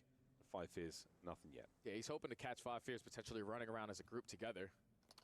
Going rotation from bomb side to bomb side, but with 35 seconds left, everything covered. Even if he plants the bomb, you're happy as hell to take it away from him in a 1v4 retake. So, time still ticking. Mercury. These guys are fucking pussy, man. Life here. Potentially for a streak, but shots getting taken. Now they know where you are. He's aiming for the RC. It's a 1v4. He will most likely just walk away with a round loss. Back out to the water. It served Optic so well in that first round. And Five Fears, again, full respect, no mistakes. Don't have to do anything too crazy. He's not giving them a kill either. Man, what the fuck am I watching? Yeah, that's what they were hoping round 1 would have looked like, because they went back to the same exact defensive strat. Let's just dominate top secret over towards this A site, and this time Optic were actually in front of them. So good stuff to find that opening first blood. Capsule is able to get the better of Hook. Fire gets the better of Dashing, and Exceed reads onto Shotzi. So Five Fears able to stop the bleeding for now. B Sport. See you up there, mate. Yeah, Josh, got to be feeling good after that one. Gets himself on the board, and again, when your strategy pays off, exactly the same, Jay, as you said, that opening were found and they were handled. Young Charlie gets his nade out. Nobody home. Young Charlie gets his nade out. Nobody home there. What the fuck? Corridor. So now, we back good? to the drawing board. The concussion will not connect either. And a patient Mercules catches a freebie on Exceed. Good shit, Merc. That's going to be bombed down as well, so most likely does not have that information, but Capsule on the opposing end is able to win a one-on-one versus Shotzi. Dashy again falls in the hands of Pixie, but it's 2v2. On board with fire. And we'll take a little bit of a tour here. Optic on one side of the map, Five Fears on the other. The bomb will be shortly back in their hands, but they've got coverage. I'm pretty sure they know bombs down from the way they're playing it. They are aware of the objective. They are not going to let this one fly, but the timing on this might be important. Over to Hook, spots him out. Opening nade's going to go nowhere. Trophy in play. Oh, they're going to get him. Sends it. Capsule, lovely work in the round so far. Gets his third. I think he was able to spot Mercules off the jump up right there as well. So time starting to tick. 25 seconds left to go. Eventually, we got to work this objective. Oh, he can clutch easy. Here, but you're not going to be able to read this route for Mercules. Oh, never. This is a big moment. Mercules. Look at Merc, man. 15 seconds on it. Fire. You have to throw caution to the wind. He has to catch him out. You didn't see him? Mercules goes one way, goes the other. Timing on this. Is anyone going to give 5 Get seconds? fucking Merc, man. Fire. Oh, no, man. 3 left on the clock. Oh, that is an unbelievable moment. Oh, what an icy moment there from Fire. Obviously, you're thinking time is ticking down, and it's usually a very tough decision for the player on the offense. He literally played it so good. Knowing that most likely he's going to put himself in a position to challenge this site. But just at the right time, I don't know if he got comms from his teammates. He's able to spot him in the corner with 1.3 remaining on the clock. And Five Fears tie the game. I don't know why he didn't run, honestly. Moment here in Riyadh. Wow. You don't see too many of those. Well, another round for Optic on attack. It's going to be Hook with the bomb in his hands. I think he maybe thought he could have maybe been planning on the other side. You can't see it. Gets himself another big Bruce. Hey, stop getting slammed by fucking Hixie, man. The Hixie is tagged. That's a freak out, man. He's trying to locate him and he's able to spot him on the exit. So No more chasing game. Let's just get the bomb down. And this is two smart players. We are thinking hard here, boys. A cerebral He knows approach. he's rapping it. And now the bomb planted. Oh my god. Pixie through driveway, spotted. The quick Oh. reposition finds himself some cover, and the fight is on. Thank you. But a smooth move there from Shotzzy gets him into the round. And that will be that. Another fantastic look here on Hacienda. Perfectly played right there from Shotzzy. He understands, all right, Hicksy's one shot. He's most likely going to try to get out of dodge. Fire again, strikes for the first blood. We thought Dashy was going to line up a three-piece here, but one Shotzzy commits on that one-on-one gunfight, realizes, okay, he's working his way through bottom line. He's no longer going to come from their spawn. So he has to work through mid doors or through the flank side of garage, and just sets himself up perfectly to watch both angles and catches the timing to secure the round. Yeah, he managed to catch a tiny slither of information.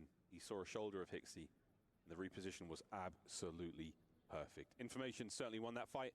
This time around, though, it is going to be a 3v2 over by the B-bomb site. The explosion of concussions over the top. And Shotzzy, somehow, some way, finds two. Exceed. I don't know if they've seen him, but Optic is still holding the line here by B. They have the numbers. They potentially have the information as well that the bomb is going to be down. And Exceed is just trying to get out of dodge. Gets caught by Hook. And now Fire, the island player for the round, left in a 1v4. And this is, again for Fire, not a terrible spot. If he had a teammate this would be better. He does have his RC to play with, but the shenanigans we've seen with that streak, we'll see if anything magical can happen here. But Optic, a perfect bait and switch.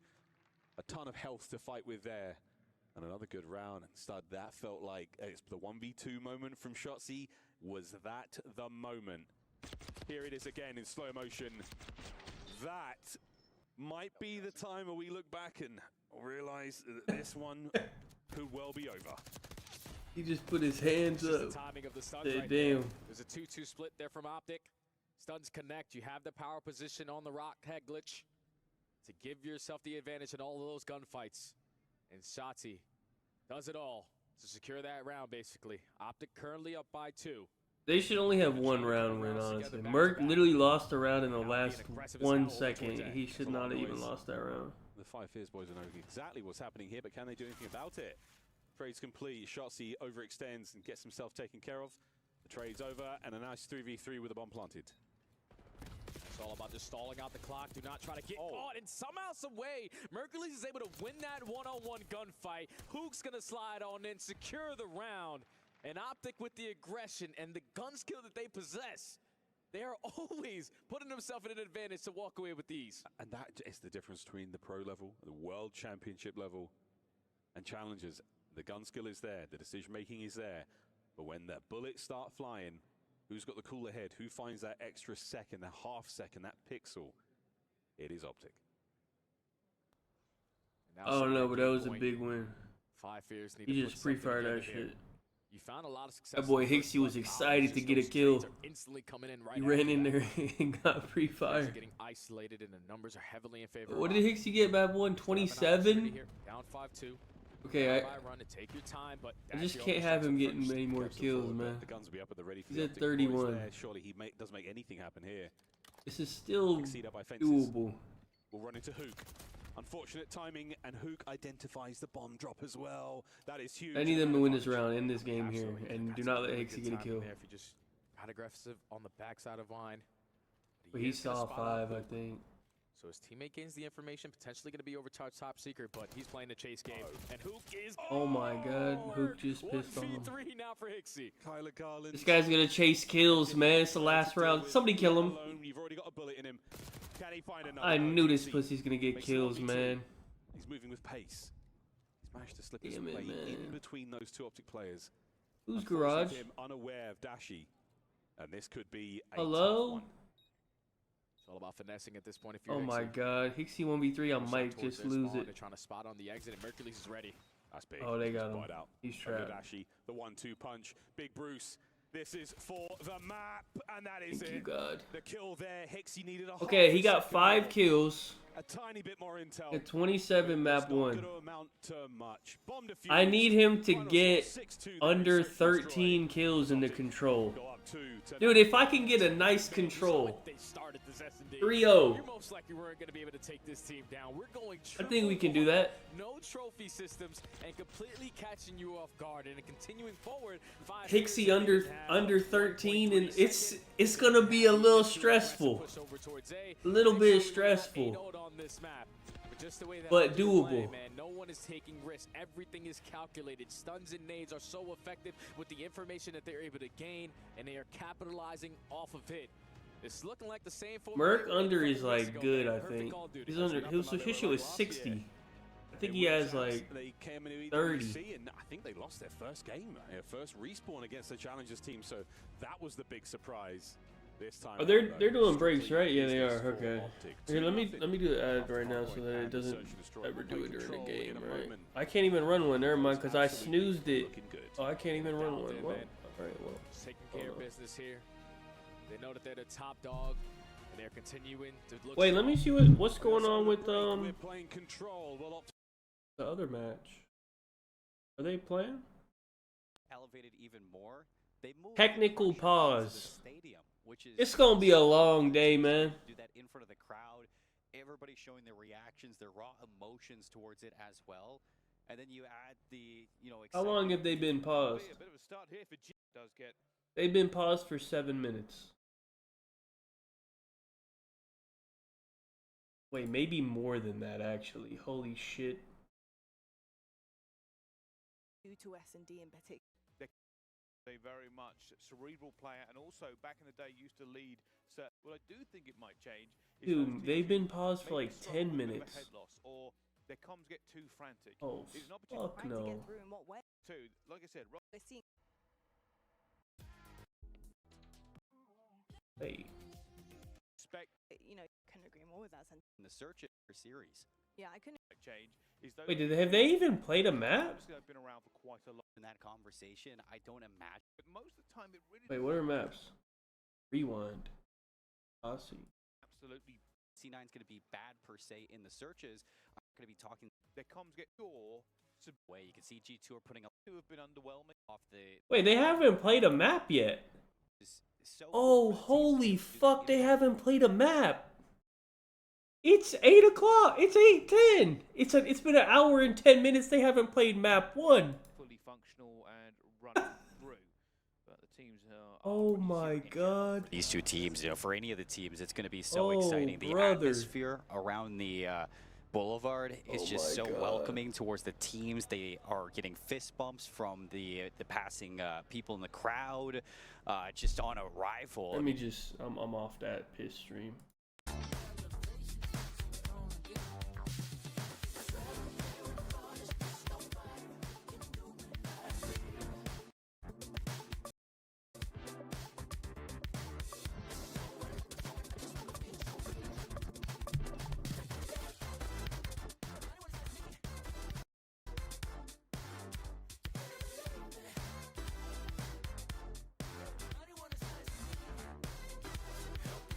I still did.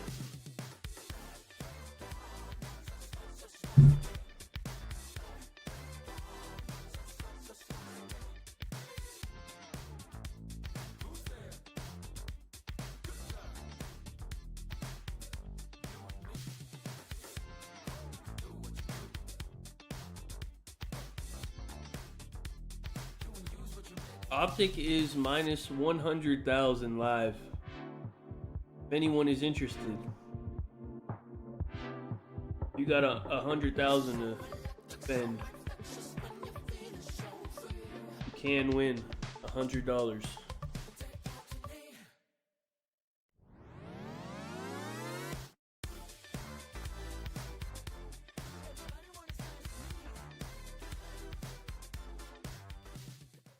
Welcome back, ladies and gentlemen, to the Esports World. I don't even think you'd get anything back for $1. Got ourselves Optic taking You'd on get 5 less than a fears, penny, I currently think. Optic So up they to it would be like nothing. Nothing. 5 fears taken care of there in the search and destroy. They probably wouldn't let you bet $1 on it. Vault Jade. I guess they would let you This is bet gonna be a it and fun then one, hope you man, lose, because I for guess. people who are watching the tournament that happened a couple weeks ago, this vault control is going to be way different because spawns are now totally different. Oh, on the this is the defensive first side. time they're You're playing the new consistently spawning on the spawns. backside of P4. Oh yeah, let me It gives get you a that lot double more offense. opportunities on your Quick win. offense. And the good thing for being a challengers squad is that you've been playing on this patch for quite some time now, so you're going to be a lot more comfortable than Oh, Optic on this challengers control. got way more experience on this one. Oh, See how that okay. affects the boys cool. in green. 5 pairs, an opportunity here to sneak away a couple of rounds before Optic complete the download and get themselves rolling. No doubt about it, though, Coach Karma putting in the good work with the lads, making sure that they are fighting fit for the mode. I think Thieves plays after this, no? See what the boys of 5 Fears have got cooked up here on Vault. First to 3 rounds for the win. We'll take turns attacking and defending 2 zones. Got to watch out for the life count as well. If you run out of lives, lose a round. Yeah, we'll watch Thieves after this. Thieves and You're LAG. probably thinking, all right, round 5, if we get there, we want to be the team on defense. But nowadays, you want to be the team on offense. You just have a lot more opportunities to definitely secure that B capture, but how far the spawns are for the defensive squad. But in order for that to be the case, you need to be able to bring the slaying, man. The nuke was able to dominate on that map. Number 1 already drops 40 in that opening respawn. And they look a lot more warmed up now after going through a slow start of the map. Number 1, dominating the search and destroy, and still having the fundamentals in the back of their minds. Yeah, it's a new patch. First time they're playing on the it. 5 Fears fellas there. Again, I would imagine utterly fearless going into this matchup as they should be. Nothing to lose, everything to gain. Gifted a spot here after some unfortunate turn of events for the Ravens. You get yourself here, you're trying to make the most of it. Unfortunately, you draw Optic in the first round, which doesn't really help. The fist bumps are there. JP will vacate the stage, and now Karma. I haven't really talked to the team about when we can do listenings and whatnot, but we've got to give it a chance. Right? Oh, yeah. I need to hear me some vintage Barlow. We'll see how it goes. Dashy there on your screen. We saw him get that final kill in S&D. Cool, calm, and collected as a clean-shaven Bruce. Looking strong in Bro, game. he's gonna kill Horde, man. He only needs, what did I say, 13? 5 Fears. Sometimes you catch yourself. That's so low. Potentially your back's against the wall. Like, You he play some might of your go best Call of Duty, 15 but and 22. You're going up against one of the best teams that we had on the year in control. Even a couple micro adjustments just on spawns. You best believe with the players that are on that side for Optic, they've been able to figure out, even after the update, what they need to do on this map number 3. So if you're 5 Fears, just got to bring it into slaying, man. Your slaying is going to be your key to success here. And again, Boy, Optics on offense. This is you good. can put teams in tough spots. You can get the trap set. You can get some free kills. Oh, good nade. That's a bad one. As the dud slows down the opening hit there. Ixie's going to get himself back into the play in a moment. But in the meantime, Ixie gets himself straight over towards zone. And a slow look from Optic. They have managed to get, what, 1 player down? They wait for the overextension. 3 dead. And 3 dead. Over to the A zone we go. Evan's Yeah, already 'cause on if you're B. a challenger squad, you're expecting, okay, gunfights are instantly going to go down in the first Oh, yeah, 5 we good. seconds. But Optic take the slow and steady approach. They know that if we walk away with a majority of the gunfights that spawn so far away, as you see on your minimap on the side of that P4, it's going to be very, very difficult for them to even try to contest it. But something happened. I'm not sitting here all day, man. I'm not doing this, man. We are gonna be so fucking delayed, man. He wasn't happy about This this one, is sickening. The crazy thing is, though, Ross, is like, even with Mercury's or something happening, the play call to just wait in this Oh one wait for my them to come in God. was actually a They really were good capping one, both because you points, dominate the mid-map man. pressure, They you had a already were good-ass gaining segments start. at A. So even when Optic looked like they're God doing wrong, they're still doing it damn. right. We know no idea. There was a tech issue there, and that's what slowed that play right down. But Yes, C9 has not even played one map yet. I know. I just looked. I know. This is fucking. It's all up there. This is Well, ridiculous. the old book was a real book, but now, yeah, it's all up there. I might just pass out Josh in on my the side chair. again. He's played Karma plenty of times throughout his career. Once we get Big around noon, matchups. if I stop talking, it would means I imagine Karma might passed have out. had the statistical edge there. Staying on board there with our boys, and for 5 Fears, they're key. It's still safe for now. You have a second lifeline here in the group stages, so even if this match doesn't go their way, they'll drop to sort of the lower bracket side and make their way forward. Mercury's there. It looks like we might be ready to go, Jay. Yeah, we're almost close to locking Dude, in. if they have a bad Obviously, start the now, I'm battle gonna of the freak ARs out. is going to be very impactful on a map like Vault. Mercules and Dashy, those guys are just like turrets. They set up somewhere. It's going to be very difficult to take them out of that position. So for Exceed and Fire on the opposite side, You were able to bring it somewhat in the beginning of that map number 1. But now with Optic, I didn't bet on warmed anything up, on this. Your AR Optic needs to was be they're felt. way too That's big the of a thing. favorite. I just Map did number 1, I mean, prize the opening pick break shit. for 5 Fears But was if I- great. perfect. Like Later on, 23, I'll 24 bet on seconds them. off the rip.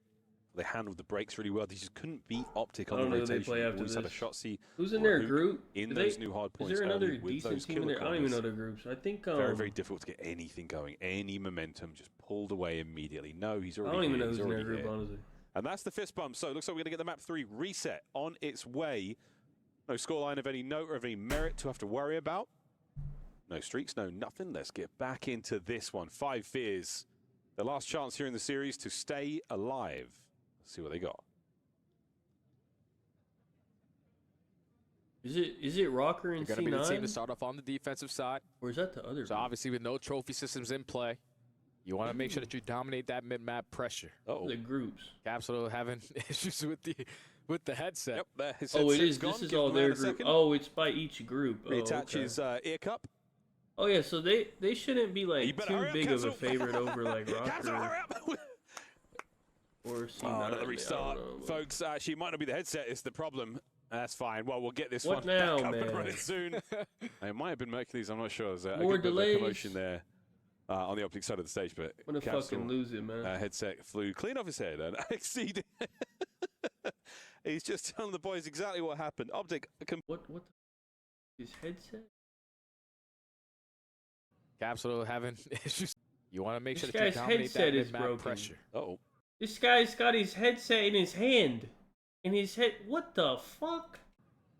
Hey, what the? Capsule having issues with the headset. Yep, there. His headset's gone. Give the man a second. What the fuck is Reattach going his, on ear here, cup. man?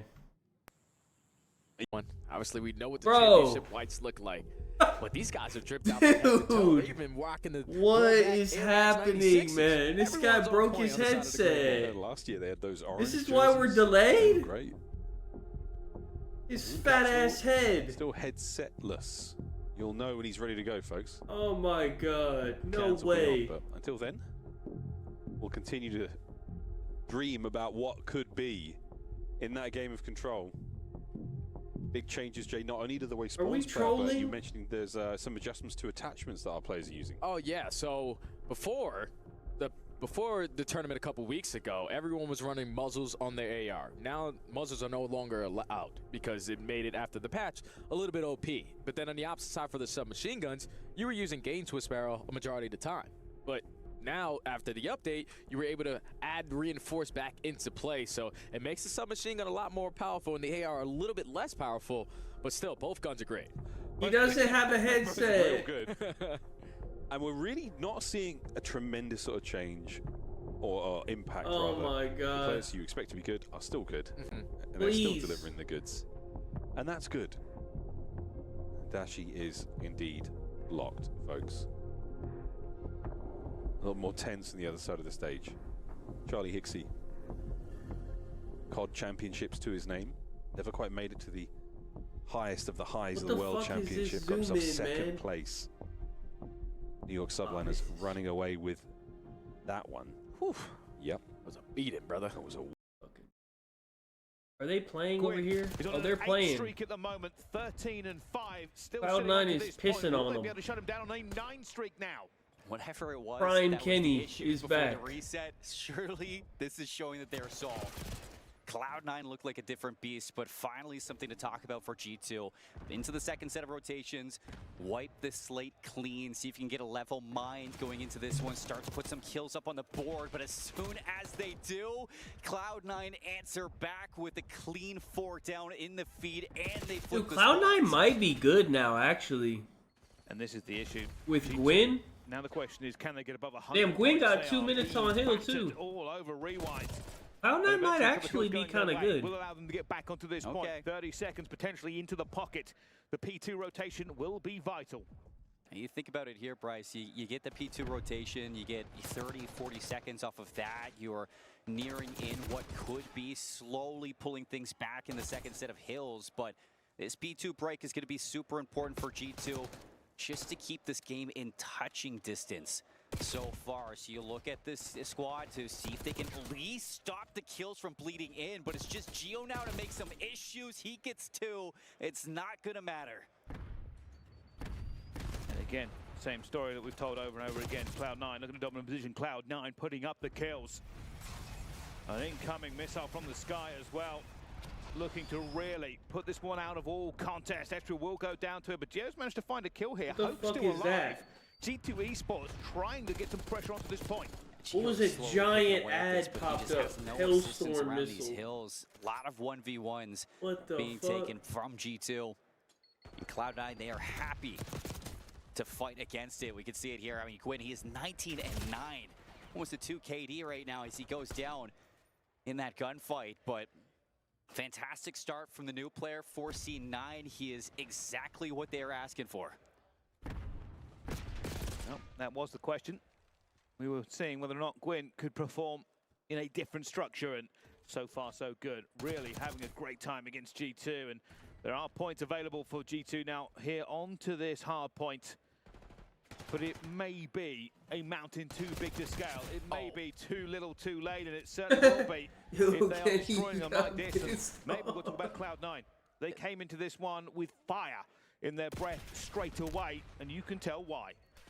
It looks effortless from their side. Every single shot. Why is this guy so ass? The switches, the game Bro, one he's so goes their ass. way. It doesn't even make And sense there how was ass he no is. contest from just G2 went at 8 and all in this 24. map. Cloud9 for the debut Holy of Gwyn fuck, this in guy their is ass. roster. How about that?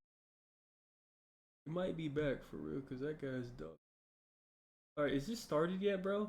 Thieves had, or 100 Thieves. Bro, had. we still ain't started. Somebody get this fat fuck a headset right now. Exceptional Holy stuff for the shit. young player in such a short space of time. Capsule he got looks one. to be good to go. Thank PC you. all good. Headset all good. Can we get a fist bump? This is ridiculous.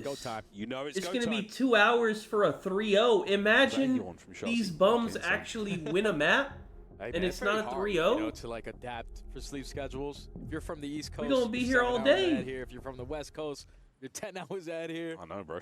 Central's 8. It's still a very big difference. You're telling me, brother. Here we go. All right, man. Very different look of the opening break this time round. Optic once again, if you've They just hit joined Cat us this in time. the blue trunks. Somebody watch Cat. Good 5 shit. years will be Orange and Shotzi. Good shit. Yeah, he's behind enemy lines. Good shit, dumb That's already fuck 3 AM down. team. This lines up a double, taking early arc control. Realistically, you don't even have to do this if you don't want to, but they are just putting them in the trap. Boy, that is a long range. Bit of work there, and a great turn from Exceed. Shotzi still at large. Exceed's looking for the breach and clear here. There's one. No snap whatsoever. Hixie, perfect timing on the kill, but that's going to be halfway through the B zone captured now. Looking to close out that segment.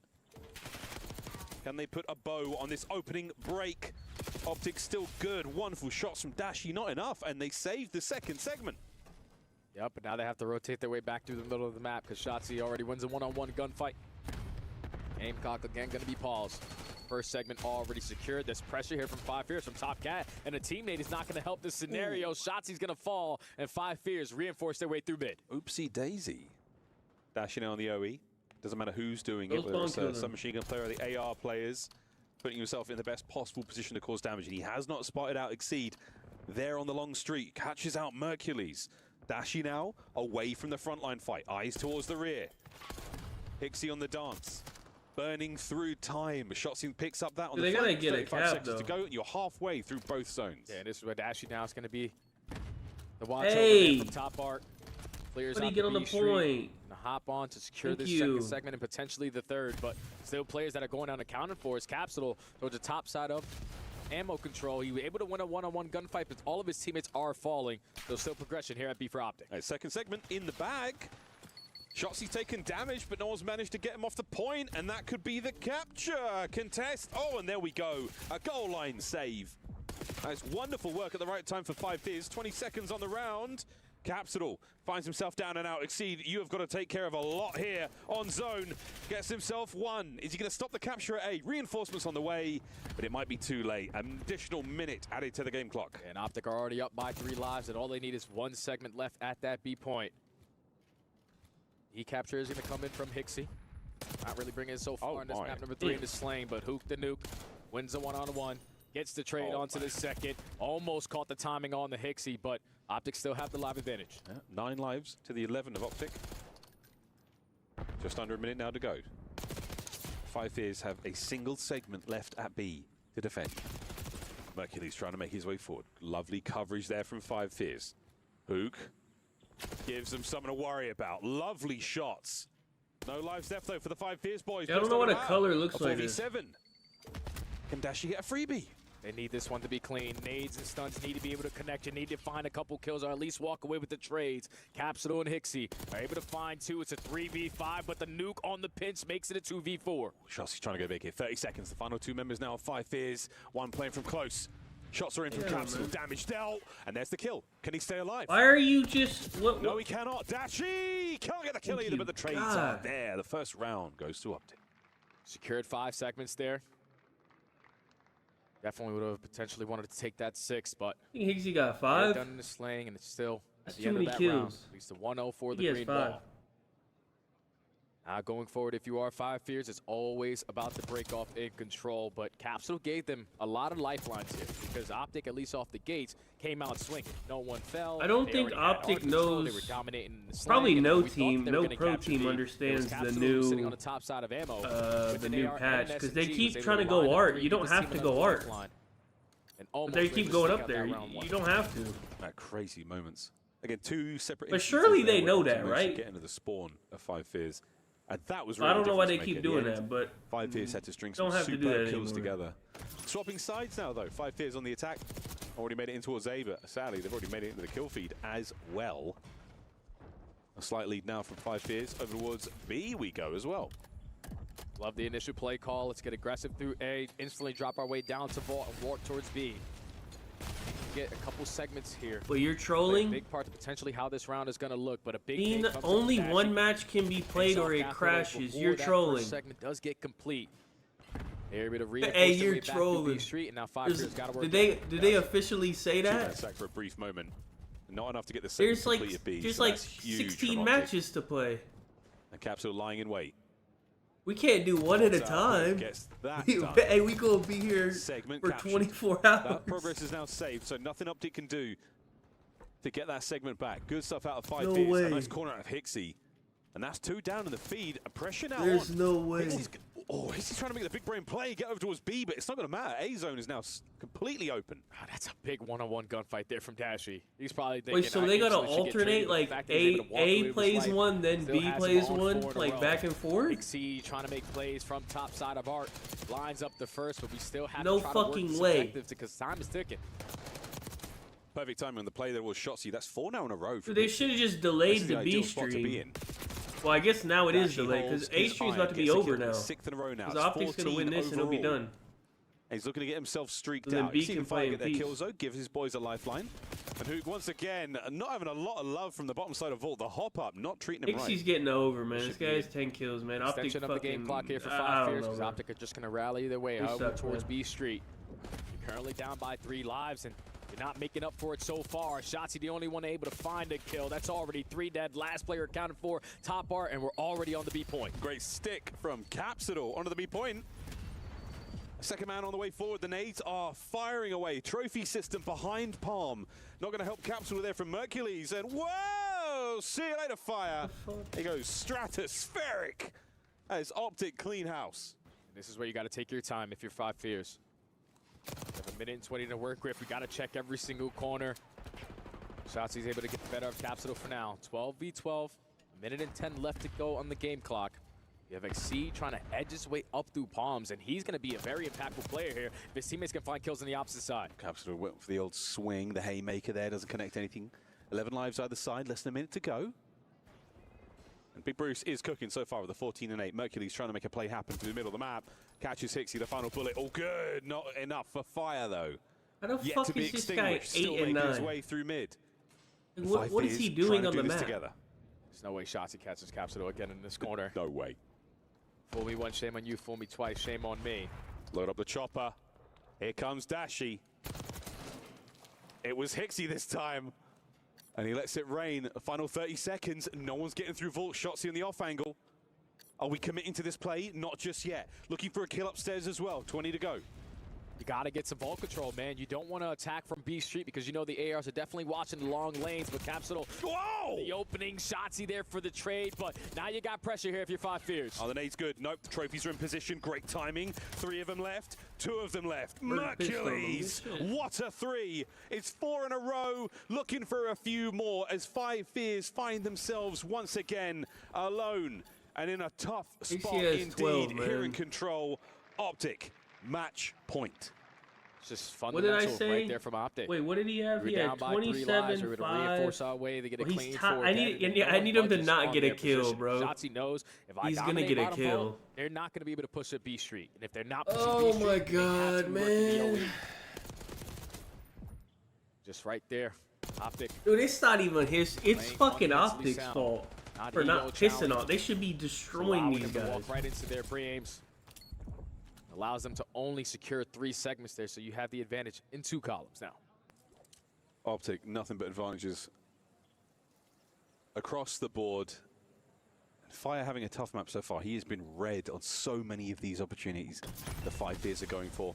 Optic right through the middle of the map, and so far a wonderful, wonderful opening break. A lot of damage into Exceed. He has been backed up, and Optic are not. But I think the other Hixie, I could still hit the other one. The other one was 46. Already locked in. So I took it again at 46. All the different approaches of the angles. Work your way back in. Everybody's able to win a one-on-one gunfight. What the fuck? And Hercules on 7 in a row. Eventually does get shut down before earning that cruise missile, but kill feed lit up in blue. Second segment already locked. Could have been 2, no need. Shotzzy finds his. Oh, up close and personal with Capsule. The slides are on, and he is somehow, some way, still alive. Back to full health. He's going to deal damage to the nade as well, so Hixie gets away with his life. Can he get his dancing shoes on now? Great shots from Hook. The transition across the board there, just unbelievable stuff from Optic. Exceed fighting from spawn, and we're all good. Shotzzy off the respawn is trying to play for a couple spawners. Already finds the first one onto Hixie, has information onto Exceed, sitting at mid-statue. Still up by 2 lives with 2 minutes to work with, so it's all about just accounting for everyone, but you don't account for Capsule. Again, on the pinch, is able to line up a double, and that slows down the pressure here from Optic. Fire has got Shotzzy completely trapped. A red dot now to chase. With lovely shots in at range once again. Fire. Smooth moves. What a 3 spree. Now all of Optic coming off the respawn. You already have ammo control, so you're forcing every time Optic this guy gets pissed on, he pulls out an AR. But instead of working the OE, they're wrapping their way on back to clear out their spawn. But again, another player that you don't account for, Exceed in a position to not allow them to have a clean push. Making them sweat for it. Capsule will kill on a Shotzzy. That's his 5th in a row. Number 6, a big overheat moment there from young Capsule. Slowing things down again, Exceed. He has been a true thorn in Optic. Yet to be plucked from the position he's in. And the slide from Mercules there. The jackal in hand certainly pays off. Great work out of Capsule. He's got warmed up, Jay, but it feels like a little too late. Oh, and there it is. Optic take control of ammo with Mercules running a one-on-one and then the AR strike from the long distance. You have pressure from the front side, but still the reinforcements, the spawns there for 5 Fears, the nades and stunts connecting, allowed them to already find 3 in the feed. 12v5. This is looking like a 5 Fears round. They finally found their form.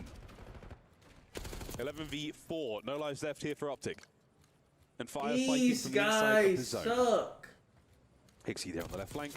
Hey! Himself the information on the second man. Not enough for the kill, but plenty of damage dealt. It's on his teammates now to just make sure they wrangle those players, keep control of this, and 5 Fears are well on their way to buying a lifeline here in control.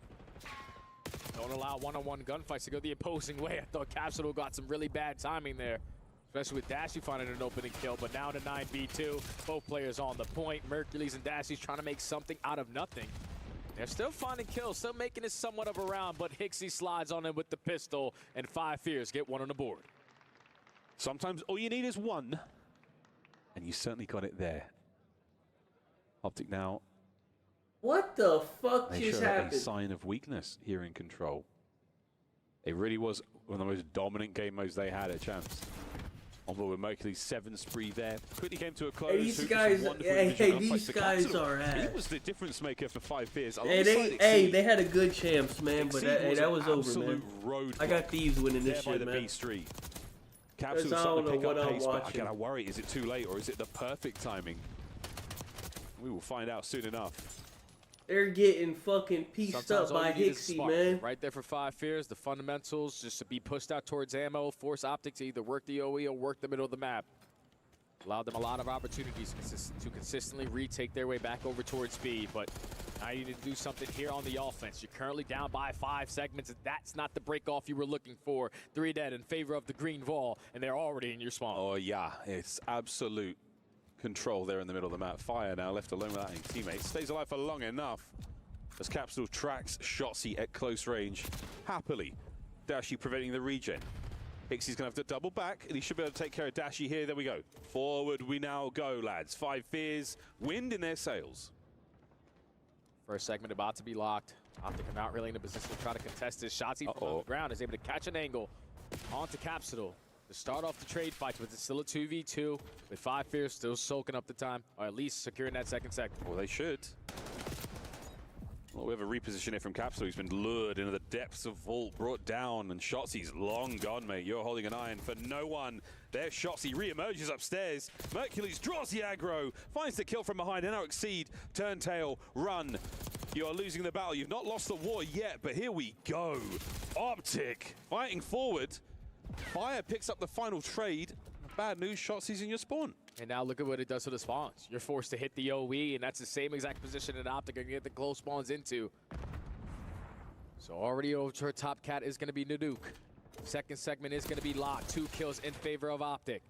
Got to fly on in and just find these trades. Might be the last push. Oh, they get the trades. Oh, that's a big one from Capsule. Staying alive. Dashi. That could have been it. Exceed's going to make his way to the zone as fast as he can, but all he does is dive into Mercules for the kill. Slides from Hixie. 15 seconds. Someone has to get on the A zone. Mercules holding. Mercules down. Fire should get in. Hoop now on the hold. He's down. Oh, and the A zone collapses. Oh, a minute 9 to play. Now, Shotzzy, you're in a very crucial position to stay alive in towards ammo. Seems that Hixie is trying to play for him. He knows how impactful this position can be. Force them all to be in front of you, and at the same time, Exceed is working the pinch. So 2 big one-on-one gunfights on the opposite sides of the map might secure this round. Oh my word, Exceed, you get yours. One problem down. Next problem, Shotzi. Dashi eats a ton of 9mm. Still standing though.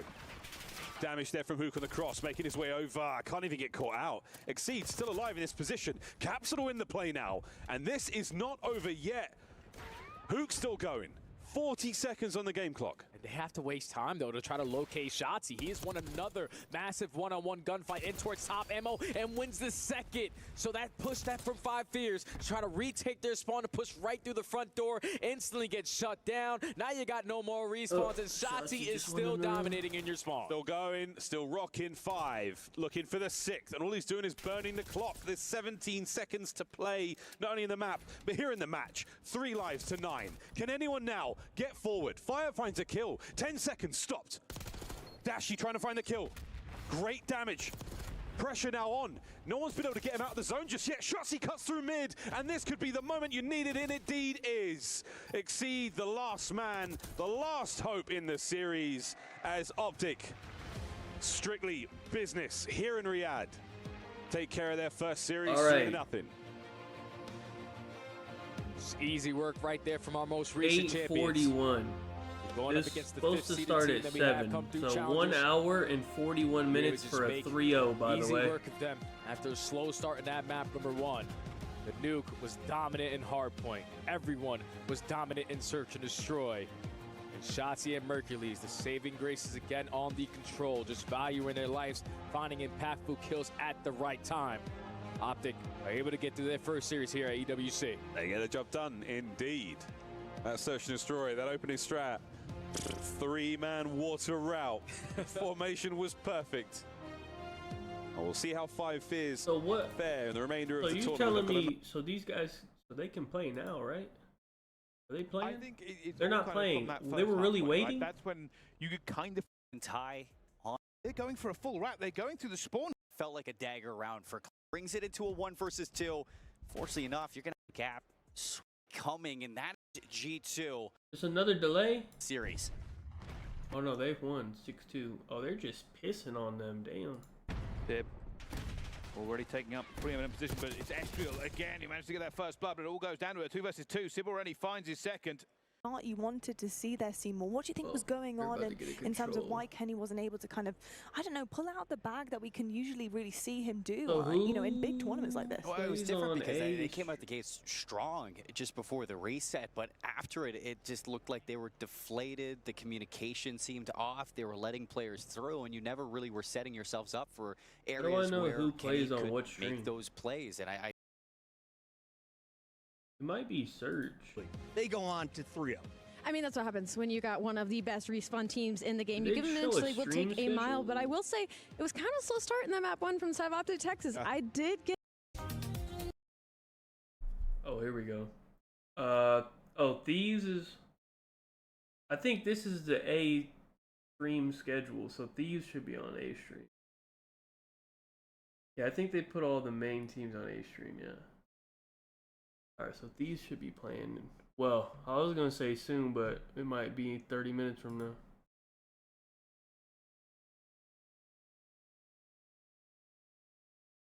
It doesn't just come down to that one individual performance. I think there's a lot more that goes into that. Like you said, Bro, I don't know, man. Carrying themselves, and often that kind of gets put into the case. Thieves of always kind of is poor like KD they always here. start But slow I as just gotta say, well. I think for G2, they just looked a little bit lost at times, like you mentioned, just doing I some don't even unconventional know. Let me things see. and Let me the think. habits kind of pushing forward from a team that really you wouldn't expect to see some of those things out of. But for the likes of Cloud9, their rotations look really sharp. They look like they knew exactly what they were doing heading into gunfights. They had the numbers most of the time. I would rather And honestly, do an that really under kind of on occurred going into the S&D as well. I think they had a really good, solid plan. Dance The or only something. time, Hold on. Do we have any unfortunately, their maps? plan didn't work out was that one where G2 had that really unconventional wrap, Bryce, that you mentioned there, and then Sib, unfortunately, post-plant, didn't really have the best setup there, and Nero did catch him out. But talk to me about that unconventional wrap. I'm curious to know don't even know what you kind of maps. spotted there from G2 and maybe what they were trying to accomplish with it.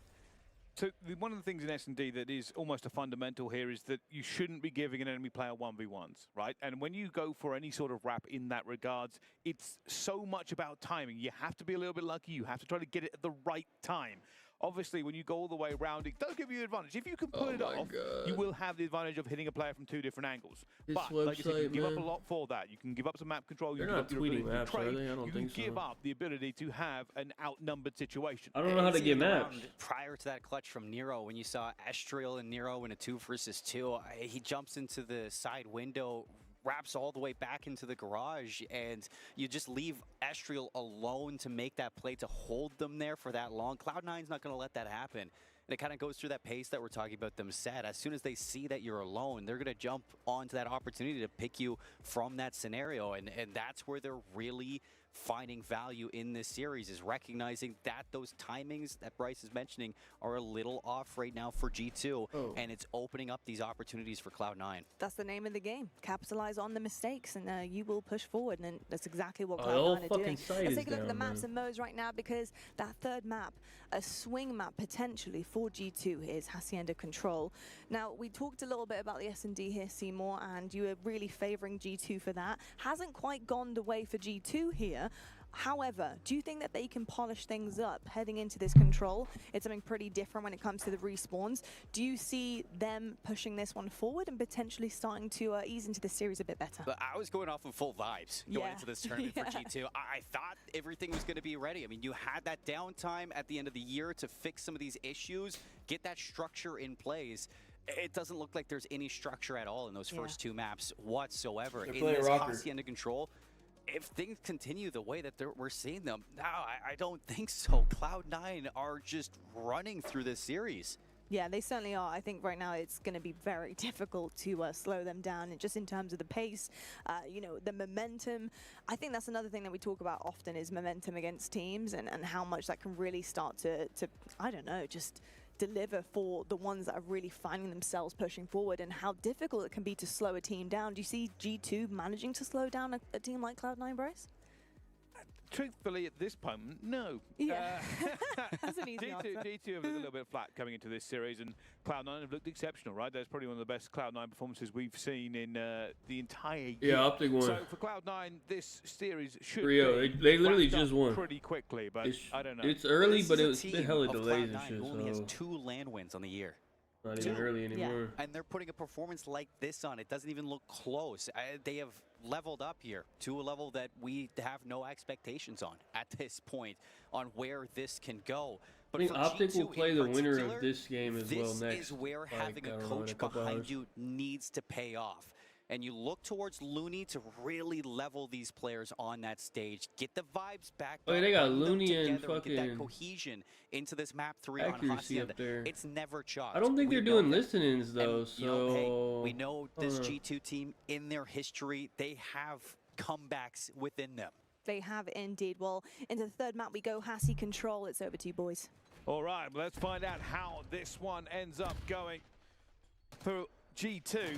A must-win map just to stay in the series and maybe regain a little bit of the face that they've shown so that's far. why I'm waiting for a listening so I can hear the coaches, but I think that you can I don't agree know if on we're is that getting it any. has to really level up in terms of the slang from this G2 side, especially in this Hacienda. You don't want to be throwing away those lives for free, but off the break, that's going to be 3 quick kills, and Neo or Chiro is going to bail you out with a well-cooked nade. This is a crucial time here, realistically. Joe is trying to just hold the I fort don't down, remember keep if we them on had the him back last foot, year or trying not. to punch them back into spawn. Doing a great job at it as well, but already players got through. Gwyn, been a bit of a superstar for Cloud9 so far is 4-1 after already getting the players as well as they just look to make sure that this is locked and loaded. But we're now finally getting some reinforcements onto the point. Eventually we'll go down to Nero, and all this has done so much so far is just stopping the clock. This is better. You're trading, you're taking that space, you're pushing Cloud9 back, you're denying these early segments as well, and this has forced Cloud9 to really take a different approach to it. They're going to try to clear up towards bridge, see if you can get some high ground over towards this B zone, and then jump on together. A couple of kills going down. Nero finds 2 as well. Cloud9 looking to try and get this one as well. Spark now going to be in a preeminent position, looking for the players off the spawn. Already players like Estrel extending out here to try and find a couple of kills. Very crucial, but Gwyn finds him as well. Time is ticking. They will stop that clock by getting onto B, but can they convert? They actually have a good setup at the B right now. Kenny gonna take care of A.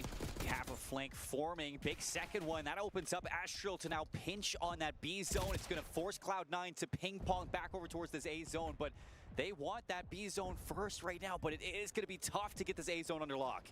Well, they're trying to do it. They're still holding on to A here. A couple of players going Overwatch for their player into the point. Estrel, they know where he is as well. Still going to be weak. Does not get chowed straight away. 16 seconds ago. Back onto the point. They're on to B. Looking to lock it down. These next kills are massive for them as well. Nero managed to find 1. Is it going to be enough? Reinforcements back. There is a crowd, yeah. I just don't think there's very many people. Or they're just have to make this ground up. Maybe they're just not allowed to get loud. I'm not sure. I don't think there's that many people there. Test the weather in 15 seconds. 6v6, and you are pushed all the way back. It's a race to A. You got no other option. And Gio, that is a wonderful 2-piece as Kenny puts that final nail in by taking down Gwyn. Just had the better position. Spark will find 1, but it does nothing but pad the stats.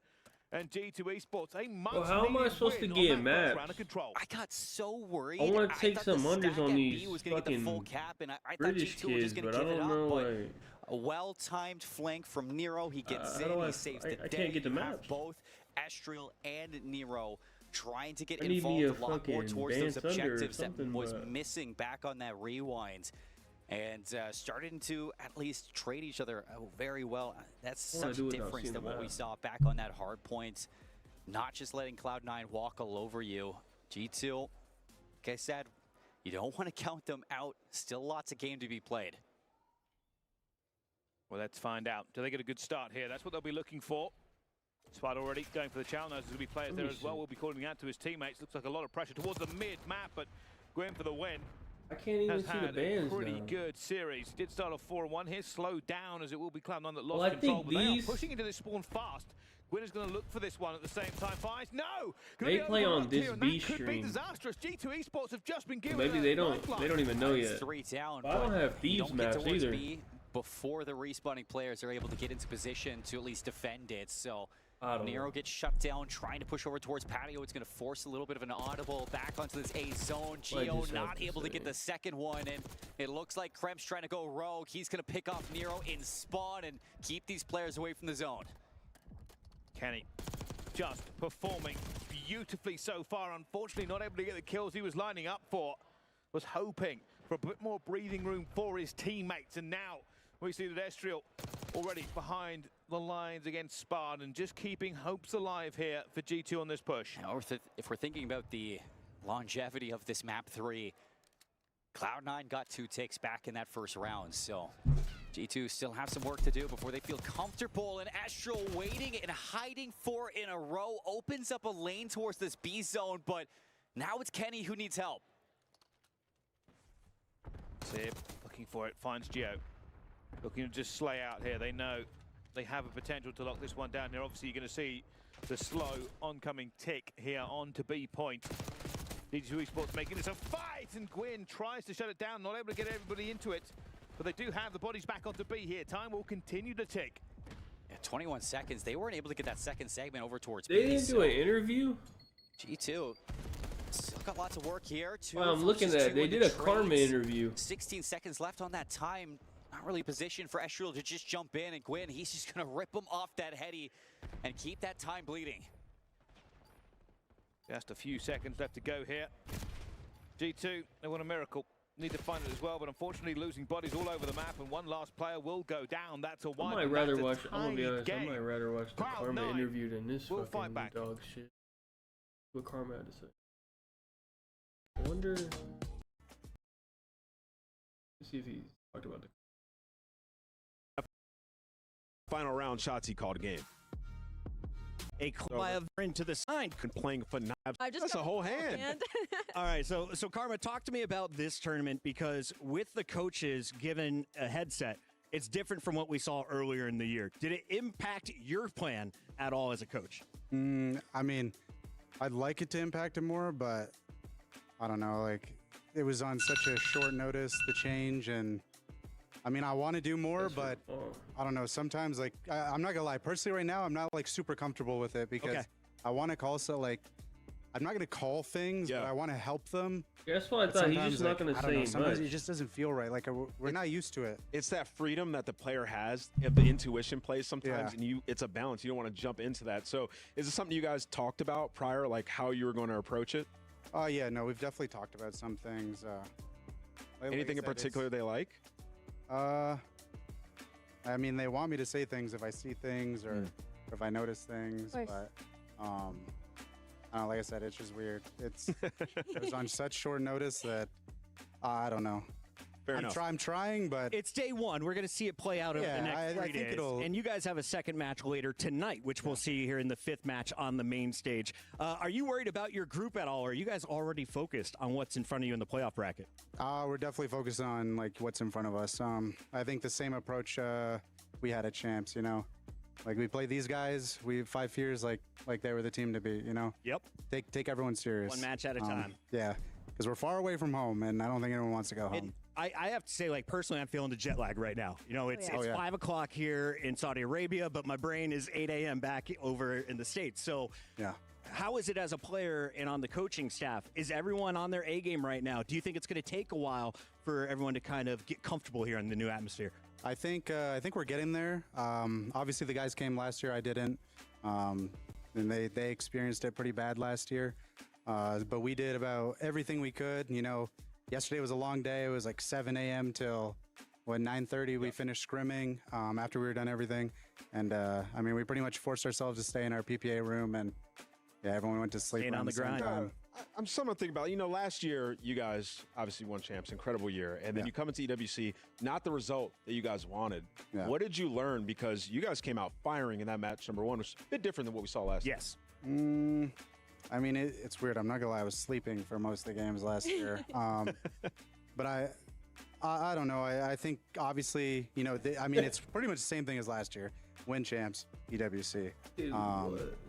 I can't really say much about how last year went, because, you know, I think we still played. We tried everything we could to do well.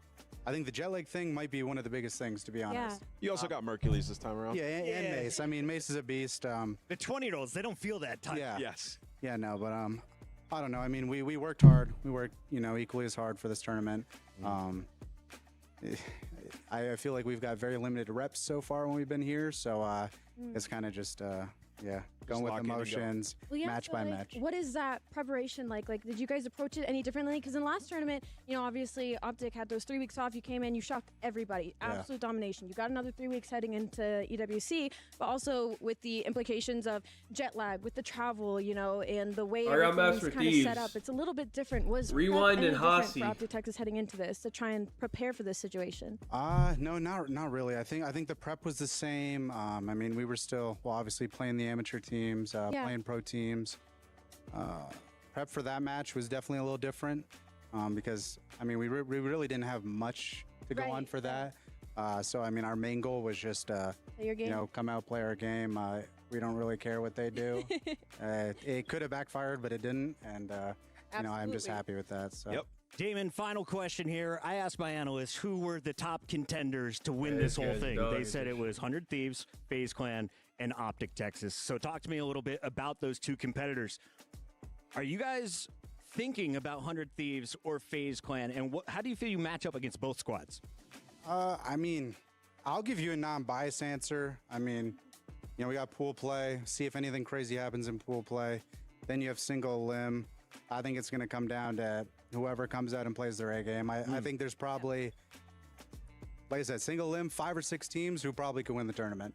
And if anything happens like at Champs, I mean, it could get even crazier because there was two chances at that event. Right. And we still saw the big dogs fall early. So absolutely. Who really knows? You really don't know. I don't know. I love sharing this set with you. I wish we could keep you the entire time, but we are going to be going to the second match here in just a moment. Before you go, though, anything you want to say to the fans? Because we they didn't because C9 just played Rewind. The fans were waiting for us. Here.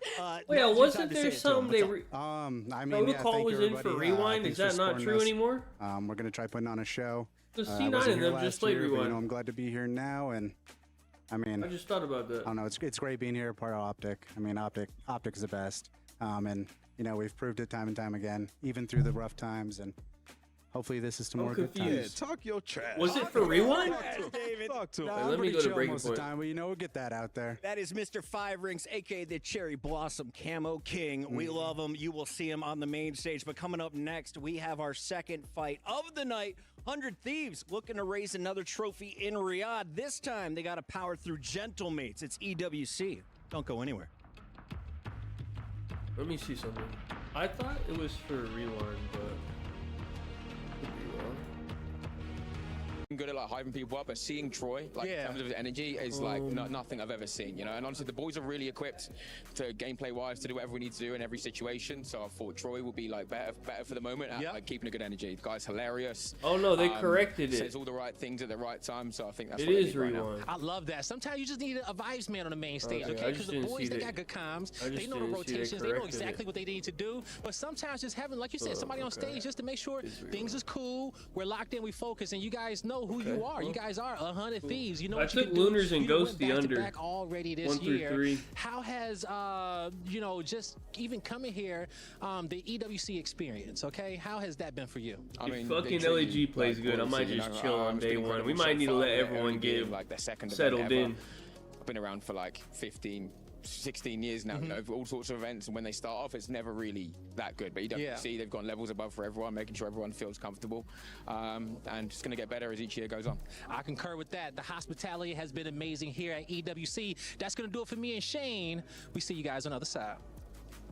Thank you, Blaze. Shane looking confident and comfortable as always, but I love that call out. They have 2 great coaches on the 100 Thieves staff. One of them has a ring, Allie. He does have a ring. He goes by Sender, and he is one of, if you go to any event and Troy is on stage, he is the one bringing the energy. It is so easy to spot him out, and he was a part of that ring-winning roster that had Hawkon and Hydra. So for him and him, that is some very good chemistry already on stage, and for him and Comms, it feels like when we talk about the favorite teams, face 100 wanna Thieves, take one of they these beat themselves more often than not when people, it but I comes don't to know these what bigger fucking tournaments because they maps put they're so much playing. pressure on them. I can't think of anybody better to loosen up the vibe for this squad than Sender. Oh, it's massive. I mean, you talk about a Thieves team that has Wait, come Lunars out is higher on overconfident at prize times, right, picks, but and abandoned their Ghosty is game plan, lower. which has cost them some tense situations. And having Oh. Sender up there is definitely going to help them in those moments, something that they need. So should be a cool experience for those guys. That is 100 Thieves. They are the favorite in this fight, but they're going up against the Gentlemates that have all of France backing them. This is, of course,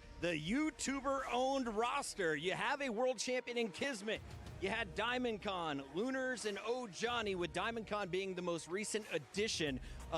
We've seen LAG with Diamond Con in the mix. Is this the right look move? weird? A little bit of a mix-up there to switch Diamond Con and Lunars. Yep. Sorry, my bad. This guy's but got putting no Diamond Con in neck, this roster man. is really interesting to me because you take Fellow, he's usually a very solid, I wouldn't say aggressive, he's going to be in your back line, but Diamond Con, from what I remember, an incredibly aggressive player. much more aggressive. A lot of hype around him, and so this has now become a much younger roster that maybe Kismet can kind of cultivate to play a little bit more similar, thinking like Heretic style, get more in the face, get more aggressive, and catch these teams off guard. Yeah, I mean, you bring up a good point. I mean, you saw Diamond Con, he's played with some slow ARs in the past. I mean, he's played alongside Assault, typical slower AR, and Diamond Con had to pick up the pace and be the guy that was in your face, right? And that's kind of what they need. They need somebody that's a little bit more aggressive. They were hoping that was going to be I think this Lunars. is both that's just of their not his faults. play style, right? So I do think the COD change made from a Fellow piss to Diamond game, Con will help them a bit. but these in guys are Hardpoint, doing and way towards too the end of much the last stage we extra saw them shit in they between were and getting a all lot that. better at that game mode in HP.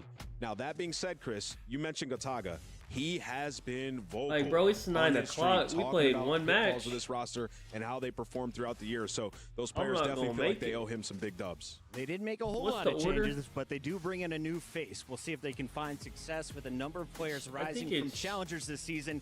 Johnny is my X Factor. I What don't Johnny even are we know what getting the today, order is, Allie? 'cause- Can he lead this team in search and destroy like we've seen? That's the biggest question, right? Is a Where's lot of the times when bracket? it comes to teams like this and you put it on one player, it's about it's right if here. they So show one up. And is we've gonna be seen Johnny Optic have a and couple of series where he's able to take Cloud9 over, but that's what separates the one. good from the great, is if you're able to do it consistently, and there is no stage that has more Wait, that pressure can't be than right right. now. Well, there's one man we know is always consistent, but Not he gonna has be the at ability one. to reach 99 kills. That's We for caught up sure. with him live.